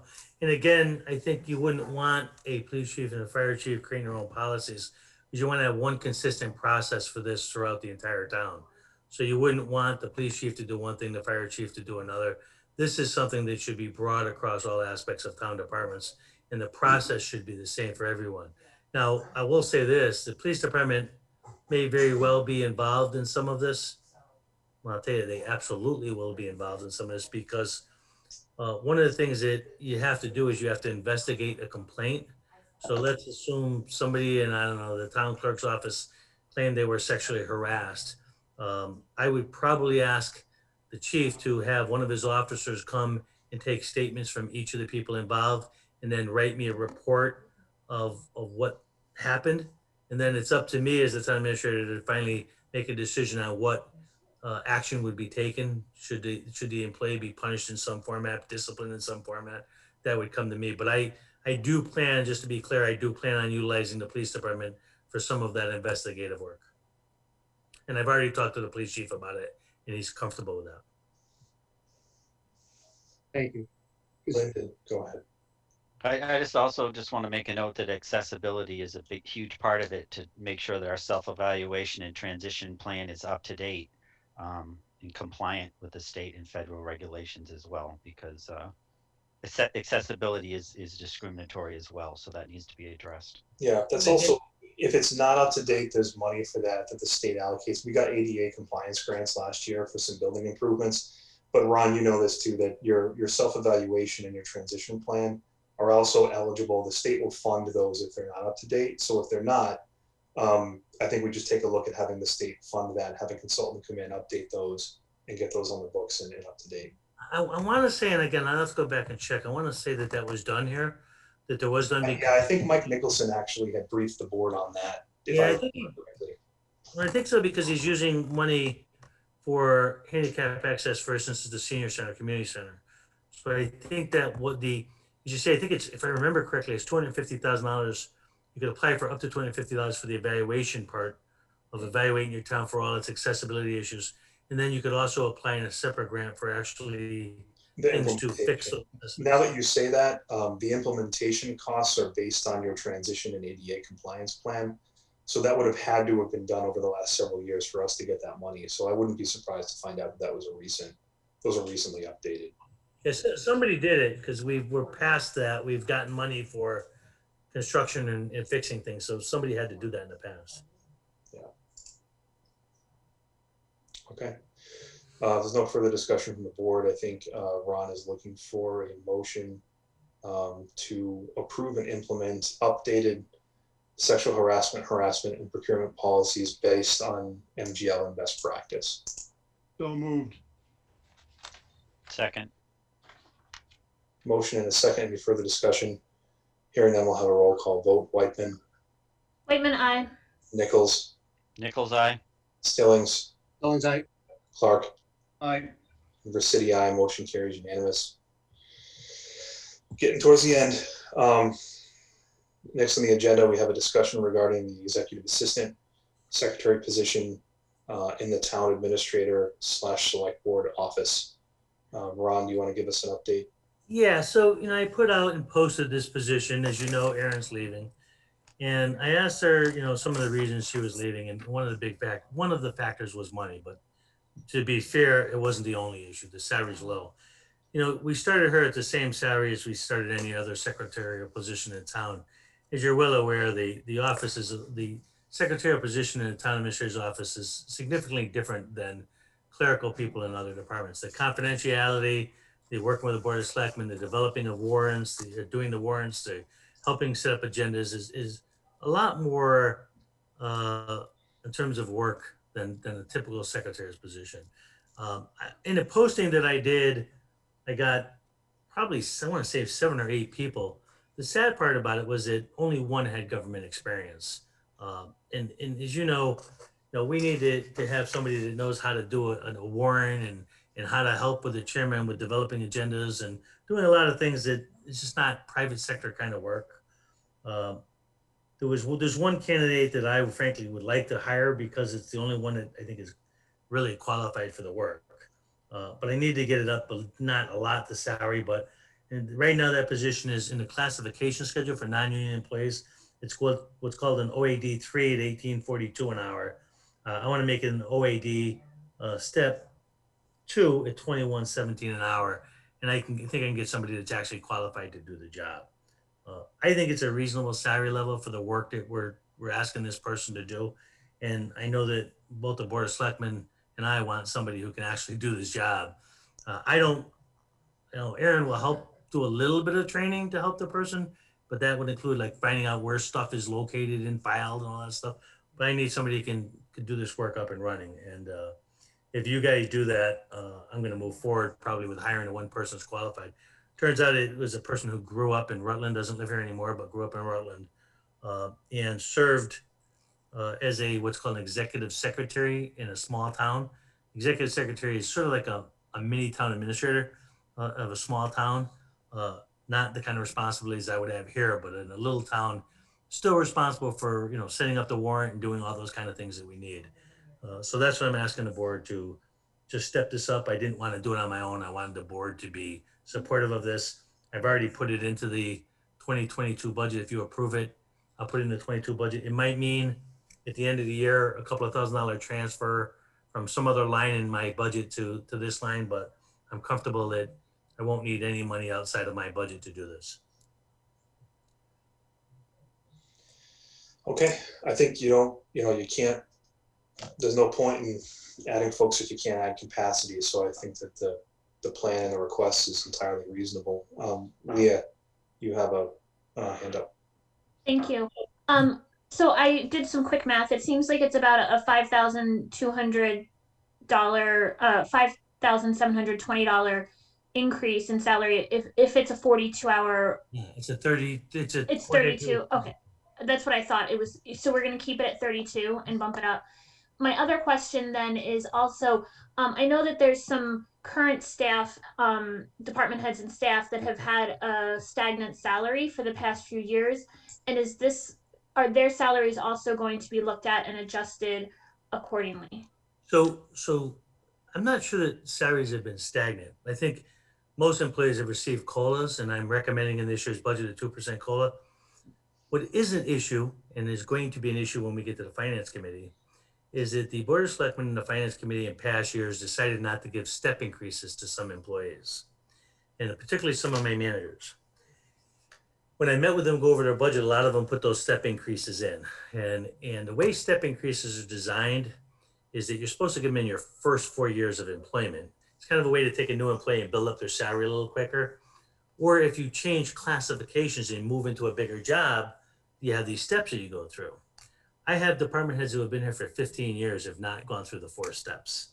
And I've got like 3 or 4 people like that who are upset because the board of selectmen and finance committee over the years never gave them that steps. I've said to them, because we have a budget deficit and I don't really have the money to do it, that my position right now is the board of selectmen decided not to give these steps. So if you're an employee that's been here over 4 years, you're done with the step process. That I'm not adding steps because they haven't gotten a step they should have got 10 years ago. Employees who are like new employees who are still legitimately on the step process, I'm still moving forward with those. But there are probably three or four potential department heads that are unhappy because, and I imagine the finance board said, we just don't have the money to fund those steps. And they didn't get them and they're upset. I don't have a way to fix that. I think and I won't fix it for one employee if I can't fix it for all of them. You know what I mean? And there's some unhappiness about that. But I don't know how to fix something that, in my opinion, should have been done years ago. They should have went through the normal step process. They should have got the raises when they were supposed to get the raises. But I'll also say this, Leah, I don't think any of them are have a bad pay for their position. I think they're pretty much where they should be at. Now, in truth, another component of that is the the Board of Selectmen in the past went through and did salary studies for non-union employees. And they spent thousands of dollars to do salary studies, right? And that's when you try to fix those problems. But after they did the salary study, no action was taken on the salary study, so nobody got their pay fixed. If you wanted to fix it now, you really have to do a salary study and find out how they compare and everything else. So I'm not asking for a salary study because I'm not sure that the town would, even if they funded the salary study, would fund the positions that way either. So I don't have a clear answer for, the answer is I'm not giving those, they're still getting their 2% COLAs, but they're not getting step increases if they're older than 4 years in terms of their employment. Lyndon, go ahead. Unless Leah, did that answer your question? Yeah, I mean, I might have follow up, but Lyndon can go on. Go ahead, Lyndon. Yeah, I mean, I have a concern. I mean, this hasn't been discussed at all with the finance committee. It seems like every time somebody leaves a position, that position gets jacked up as far as its salary. So it's the only way that the salary is going to increase is if somebody leaves and we hire someone else. And where's this money going to come from? Do we already take care of the deficit we have this year? Is that already been resolved? Yeah, the deficit in fiscal year 2021, we took care of it at the special town meeting by using free cash to balance the budget. Remember, we added $205,000 free cash to balance it. That's the only way we're able to balance the budget. That's but we're the only gonna way we could balance it. Yeah, That's historically how we've, right. Yeah. Well, no, we haven't taken it necessarily out of free cash or anything like that. Yeah. I mean, so this position was never paid this high previously with the other administrators? No, this position right now has been paid, at least from what I can understand. And since I've been here, because you got to remember, I hired Aaron too. Right. Was paid at the starting salary of a clerical worker. And again, I think that frankly, if I recall again, I was only here a short period of time, but I think this position should be above a starting clerical worker position because it's a higher level of responsibility than that. But Aaron, right, how does it compare to the previous people that held the position? Aaron came in at that lower level salary. She came in, I want to say 1962 an hour or 18. Let me just look at it. I think she came in at 1842 an hour, and that's part of the reason why she's leaving is that she can get more money in other towns. Right, but I guess I'm asking the previous administrators, their staff, were they paid less than this, or the same as this, or more than this? They were paid at the 1842 an hour, not at the 2117. And they were green and less experienced and had a lower paid executive secretary. I mean, a lot of the reason that we hired you is because of your experience and your knowledge. So we expect to tap into that. That's why we want to pay more for a better town administrator. Yep. And now we're going to pay more for a higher paid executive secretary to support somebody that has I guess I have a problem with the timing of this and putting more money into this position going into the budget season we're going into. In the justification of it at this time, and along with what Leah was talking about, we had battles over whether we were even going to do cost of living increases with our staff last year, and if we just keep increasing salaries on these new employees that we're replacing old employees, and the people that have been dedicated and working for many years aren't getting that same courtesy, I just have a problem with how we're justifying all of a sudden jacking up a price on something that's a position that had been in with previous town administrators. So Lyndon, frankly, it's a fair comment, right? So the person I've had has only been here a couple of months, and frankly, she's leaving because it's part of the reason. I want to make clear, part of the reason she's leaving is because the salary is low. And quite frankly, I wish she stayed because she is qualified and has done it. Laura, who was here in the past, the former one, was very, very nice and stuff, but I think she was kind of just thrown into position. She had no experience coming into the position as well. So I'm not sure when the last time you guys had a very good administrator in that office. I'm not sure. You probably would know better than me. But I'm trying to find a candidate that can do the job. I mean, I can hire somebody cheaper if you want to have somebody that has no experience in government that isn't going to be able to do the job that we want them to do.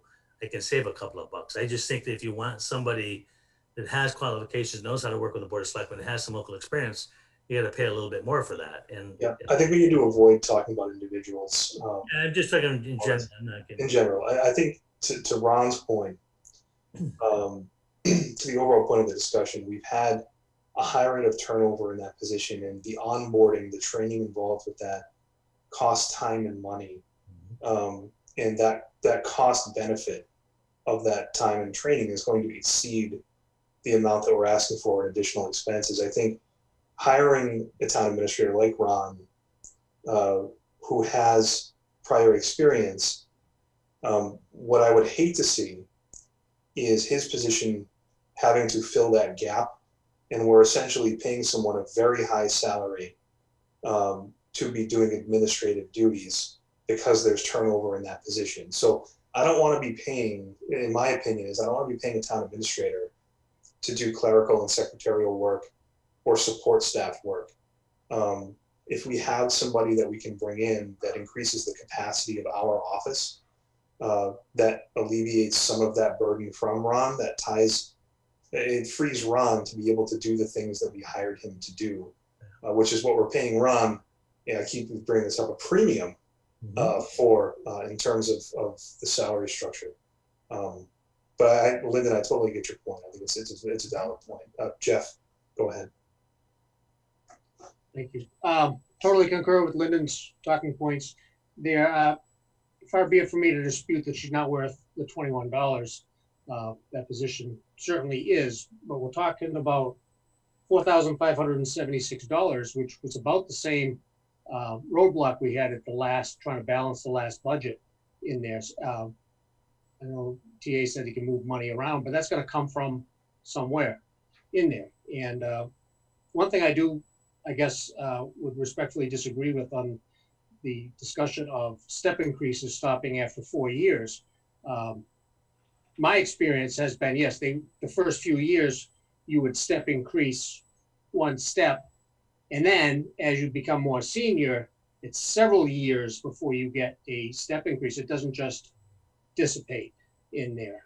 But perhaps there should be something for the board to discuss and approve on what actually the step increase structure is going to be, how many years in there. But to say someone after 4 years, you're off the charts in there, I think that's not the best business practice for us to set for some of our veterans in there who we really want to keep.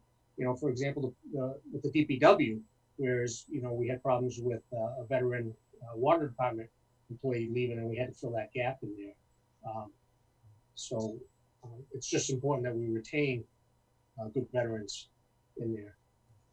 And $4,500 has to come from somewhere, and that was a big problem trying to balance last year's budget.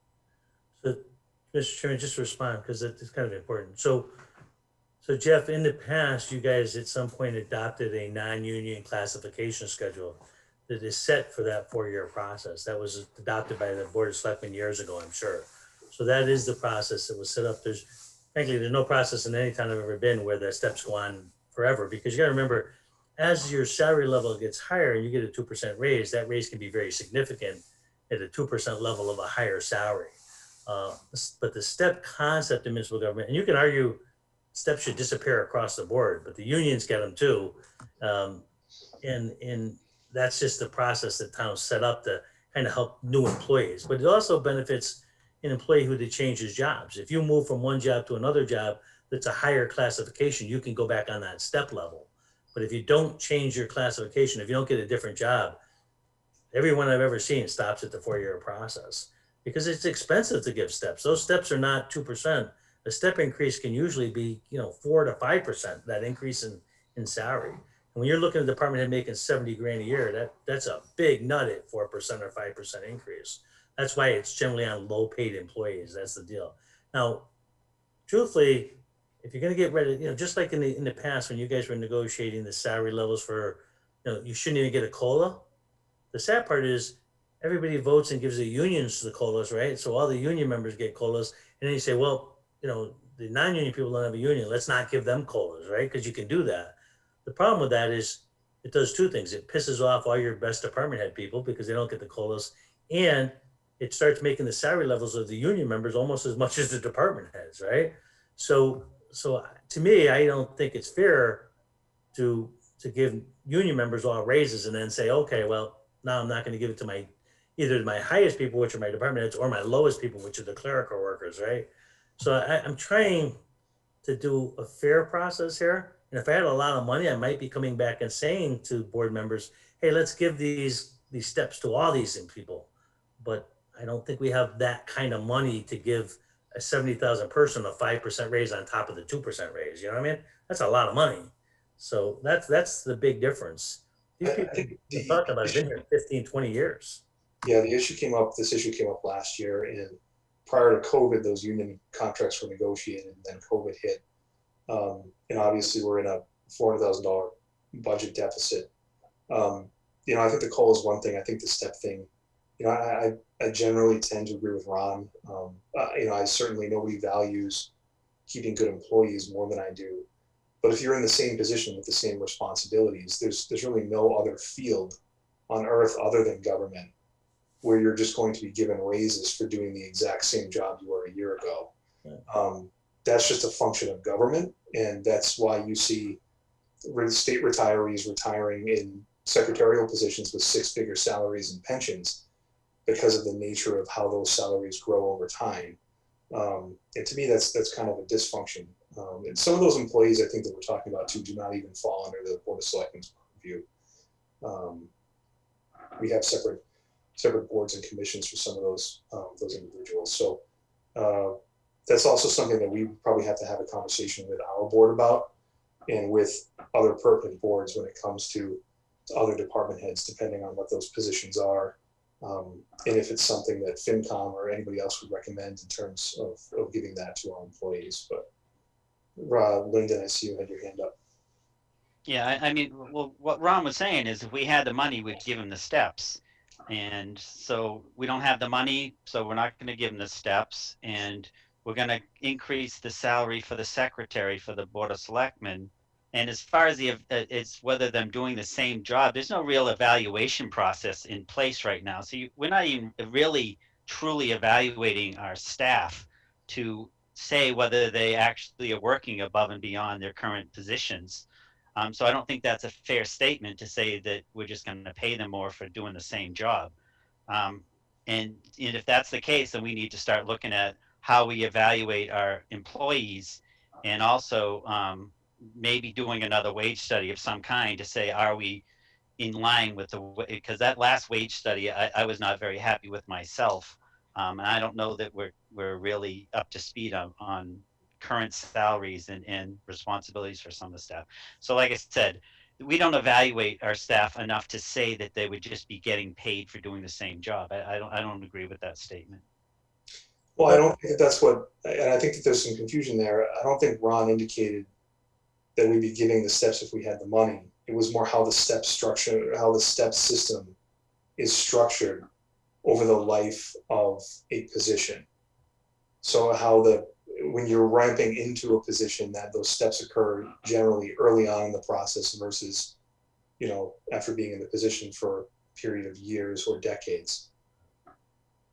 So Linda, I mean, I totally understand. I was on the finance committee for 12 years. I was the one that did not give the increases because we just did not have the money to do it. Right. So I understand exactly why we are where we are now. I just don't necessarily agree with some of the ways that we're evaluating it currently. So Lyndon, a couple of things. I agree. What I'm trying to do is be consistent with everybody in terms of those steps, to be fair and not give it to one employee versus another employee. For instance, one employee thought that they could adjust their budget where they could find money within their budget to pay the step. But I can't give it to that employee and not give it to the other employees who didn't get their steps. So I'm trying to be fair, and that fairness is causing some agita among my department heads, but I don't know how to fix something that's been going on for years in town.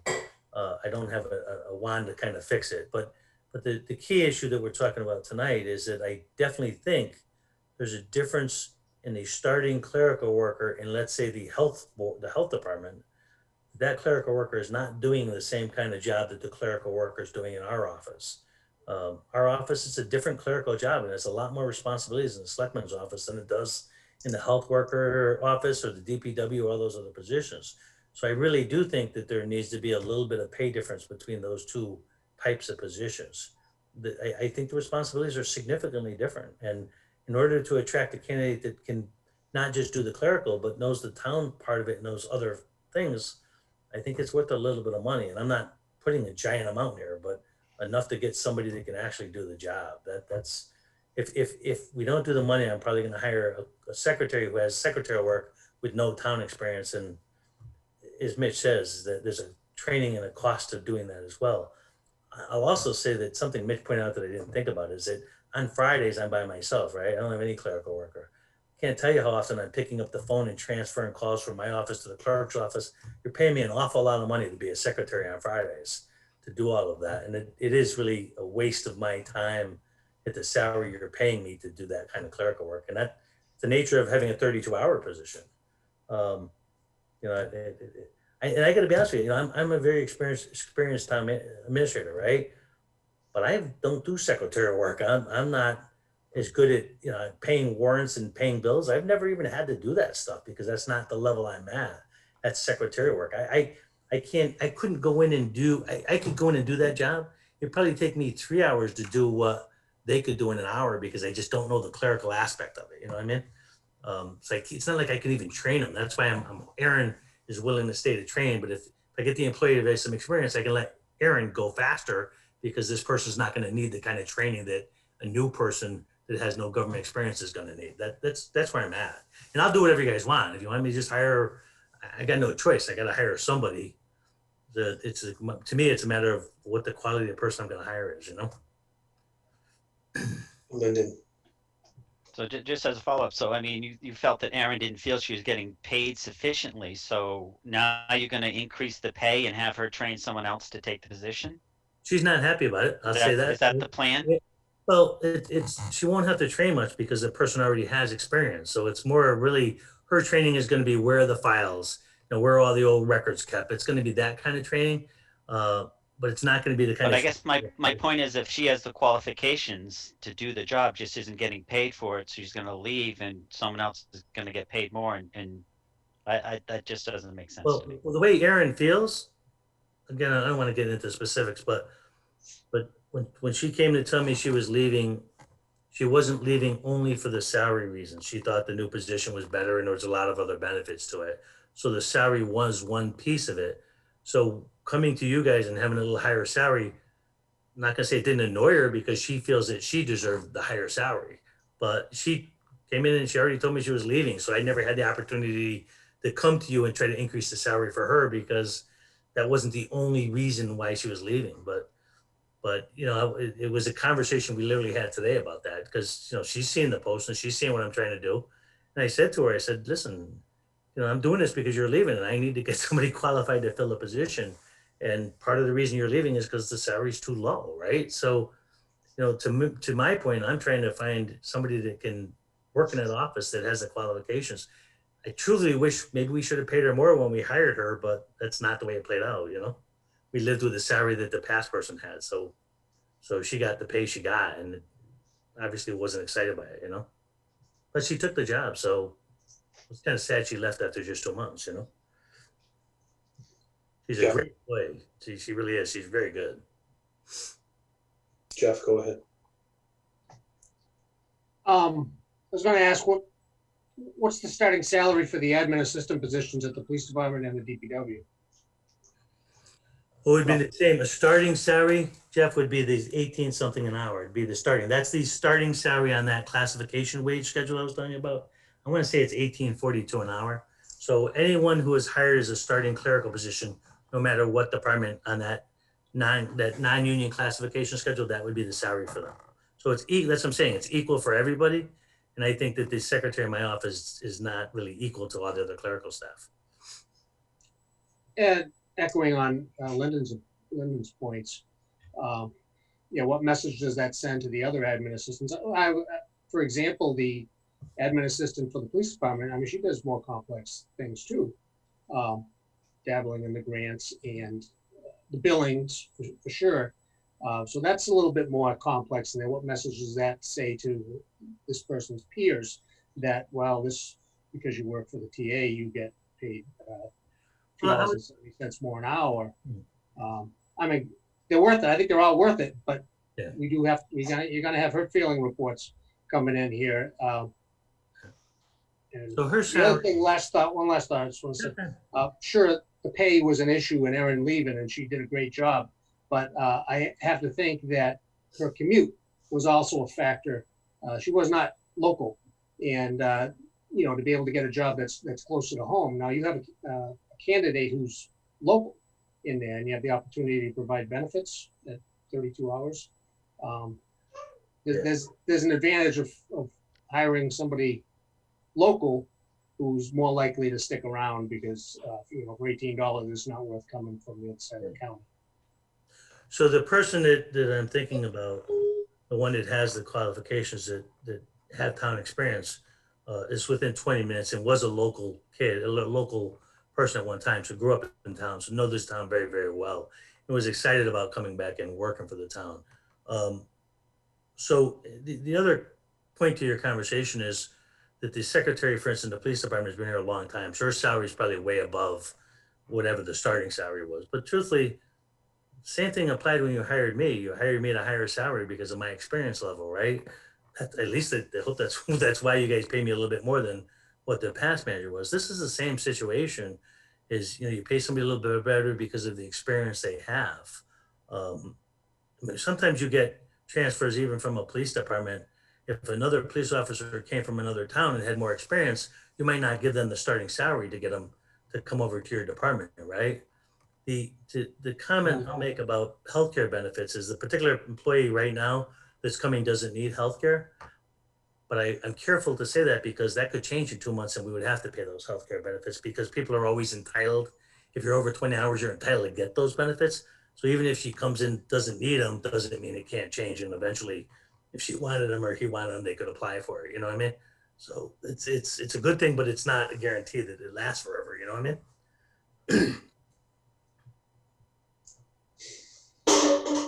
Leah, did you have a hand up? Yeah, a couple things. I think Lyndon touched on this, but has FinCom weighed in at all on this? I mean, I know that they're generally the financial keepers. And I was just doing some quick math, and I think the argument as far as the potential step increases and everything for a $70,000 employee still puts us at a very similar increase. It's like $800 more per year, adding in their COLA and a 5% step. So I think we need to be careful of that. How does that math work out? 5% of $70,000 is way more than $800 plus a 2% COLA. So yeah, no, yes, it is way more than $800, but the difference between the monthly, if my math is correct, $70,000 and 5% of that would be $3,500, and then 2.5% of that is $18,375.50. That total is $75,33.50, which would be a $5,337.50 increase. When right now we're looking at a $4,500 increase. You're not including the fringe. For every employee that we have that's permanent or that's full-time, you add 40% onto that salary to cover your fringe benefits. So that 5% also has to be factored into that fringe rate. And I understand that, and I'm just saying we're looking at hard numbers, right? Is what I'm doing as a direct hard number comparison. Anyway, my point was that fringe is a hard number. Yeah, you have to include the fringe in the math. Okay, it's an increase. But I don't think that to say that it's a blow it out of the water increase.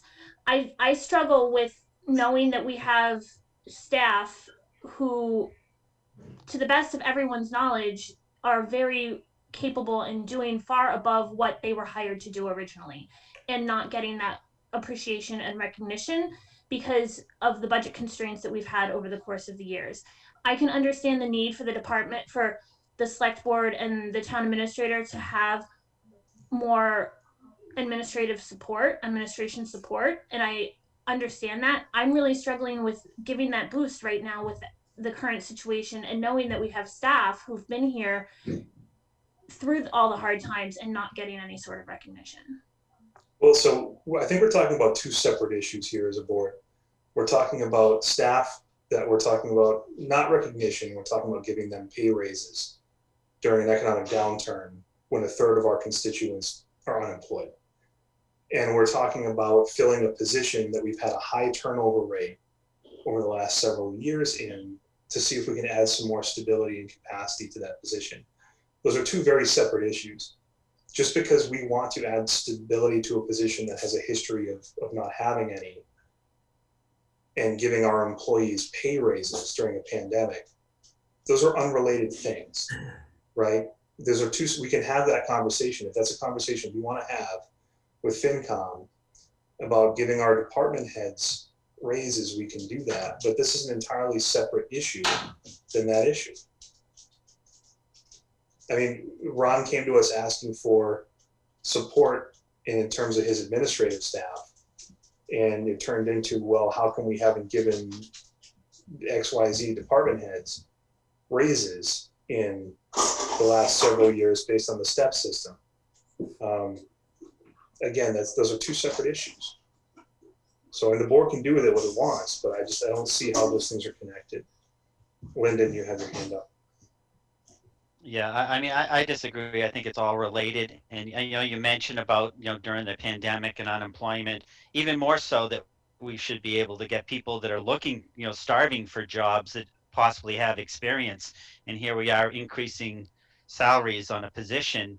And as you're saying, you know, people are lucky to have a job during a pandemic and such high unemployment. So I didn't say I luck. disagree. I think it's all related. So that's just my opinion. Jeff. Lastly, I think if we have comparable titles, if the admin assistant has the same title as the admin assistant of the PD and the admin assistant of the DPW, that the starting salaries need to be the same. That's my position. Thank you. But they're not the same. Those positions have been filled for years and years and years. So What's the title? What's their title? So Jeff, I think the question to that would be that I do think that the secretary needs the title of the executive secretary and not administrative assistant in my office, because it is a different job. So I think I would agree with you that we should change the title of that position. It'd be a different title, so we don't get the. Yeah, I think I agree with you. I think that the title should be changed because it really is a different job. I mean, the other clerical workers they're not involved in all the HR information and setting up and meeting with selectmen. They don't have anywhere near the kind of role that this person has. But I would agree that we should change the title of that position to executive secretary, because that's what the job is. And that's normally what it's called. It's not normally called administrative. A lot of times it's called executive secretary. All right. Right now it's the same title as the other peers. Well, I'm asking, I don't know. Yeah, the titles, it's interesting because I asked that, and looking at the classification schedule for non-union, it only describes positions as OAD 1, OAD 2. It doesn't really define it as clerical and all the different spots. But I think, again, that's where sometimes when you do those wage classification studies, you do rename positions. But I think there's been either, I want to say 2 or 3 times that there was a review and a classification schedule where nothing happened from it. Because all I could tell you is employees are frustrated that these studies were all done and then they never got anything from them. So, that's the history I understand of the town. Why or what happened, I wasn't here for it, Jeff, But that's the feeling among employees. They're kind of frustrated that those studies never, came out to any result for them, I know, I've heard it. Yep.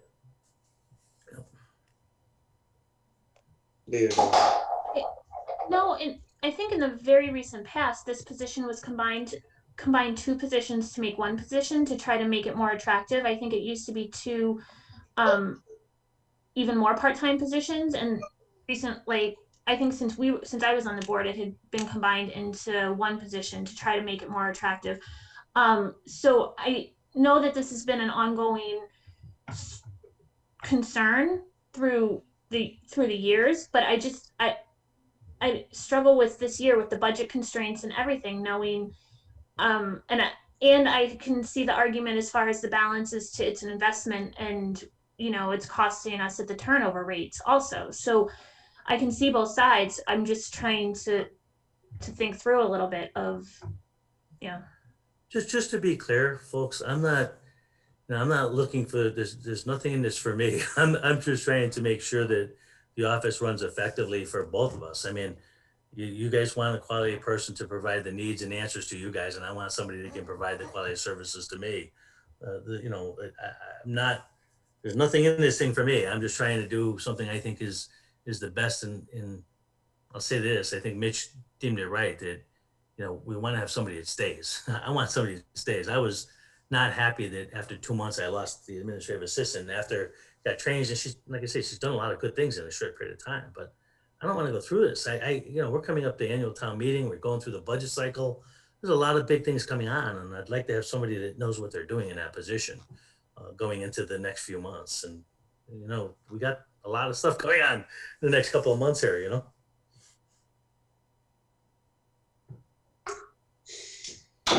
Yeah, I mean, are you looking for action from the board, Ron? Yeah, I put the motion there for you guys. I'm trying to move it up that step. And just so you know, this is going to be discussed in the finance board meetings when we do budget, because it's going to be in the 2022 budget for this position. So the finance committee is going to have this discussion. I'm sure we're going to have discussions over the issues of the steps too. All of that needs to be discussed. And I'm going to be very clear to the finance committee as well, is that we need to be consistent with whatever we do. We can't give the union stuff and then not give it to the union employees. We have to, whatever policy and whatever direction we take, it has to be the same for everybody. This unfairness among employees, I think, is quite frankly wrong. And I think that we need to do things in a way that everybody, all the employees understand, because there's a lot of frustration among employees on these issues. Yeah. I think so. I mean, we've heard, I think everyone has talked about,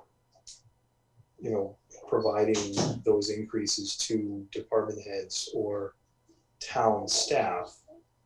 Ultimately, this board over time has really not done that. I mean, at the end of the day, we have to make a decision. We have to work with what we have. We have to work with FinCom. It's something we want to prioritize. We have to do it. And we haven't done that. So I'm a little bit surprised to see that issue come up and be inflated tonight, because it's something that we as a board have failed with. So that's all fair. All right, so I mean, I'll go ahead and make a motion to allow Ron to the leeway he asked for to hire an employee that he feels would benefit the town in that position. I'll second that. I have a motion and a second. Any further discussion from the board? Hearing none, we'll have a roll call vote. Whiteman. Whiteman, aye. Nichols. Nichols, nay. Stillings. Stillings, no. Clark. Aye. And the city, aye. Motion carries 3 yeas, 2 nays. Thank you, folks. Appreciate it. That, I believe, unless anyone else has anything that falls under the other category, would end our agenda items. If there's nothing else from the board. Ms. Linden, I see your hand up. Yeah, I just have one comment. I thought Seth was going to come on. I did want to further comment on the clinic for the COVID shots today, that there was a lot of very positive comments on social media today regarding the organization, the response that people received, and people were very pleased with the way that whole process went through. So kudos to the team that worked on that. So I just want to make that comment. So Linda, just so you know, Monday, Tuesday, and Wednesday will be, actually today's Monday, but Tuesday and Wednesday, we're going to still be doing 75 and olders. That's the plan. And then Thursday, I think Friday, they're going to start doing a lot of the second shots for the first responders that already got their first shots. So, I think that's going well, and I appreciate your comments for the employees. I'll say this, as I see what's happening all throughout the state, it makes me even more happy of what's happening in our town, because it's a mess, is what you see everywhere else. So they're doing a hell of a job. And I will also comment that I did hear positive remarks regarding the new employee that's assisting them in the process that started today as well. So. Oh, yeah. I just wanted to add to that I think the whole team, including Council on Aging, and your office, Ron, and I know dispatch has been picking up a lot also. So it's really a whole town effort, and I appreciate all the the time and extra hours and everything that everyone's been doing to get the word out and reach our 75 plus right now. So that's a huge help. And I'll say this, kudos to the library director for, not putting up any objection to using her building for those vaccines. She's worked as part of the team. A big thing I make with my department heads is that team effort. And kudos to all of them for kind of working together to make sure that people got their vaccines and could use those buildings. So she deserves credit as well. Absolutely. Okay, with that, I will entertain a motion to adjourn. Motion to adjourn. Second, Any further discussion? Hearing none, we'll have a roll call vote. Whiteman, Waitman, aye. Nichols, Nichols eye. Stillings, Aye. Clark, Aye. and Resity, aye. Motion carries unanimous. Thank you, everybody, and enjoy the rest of your week.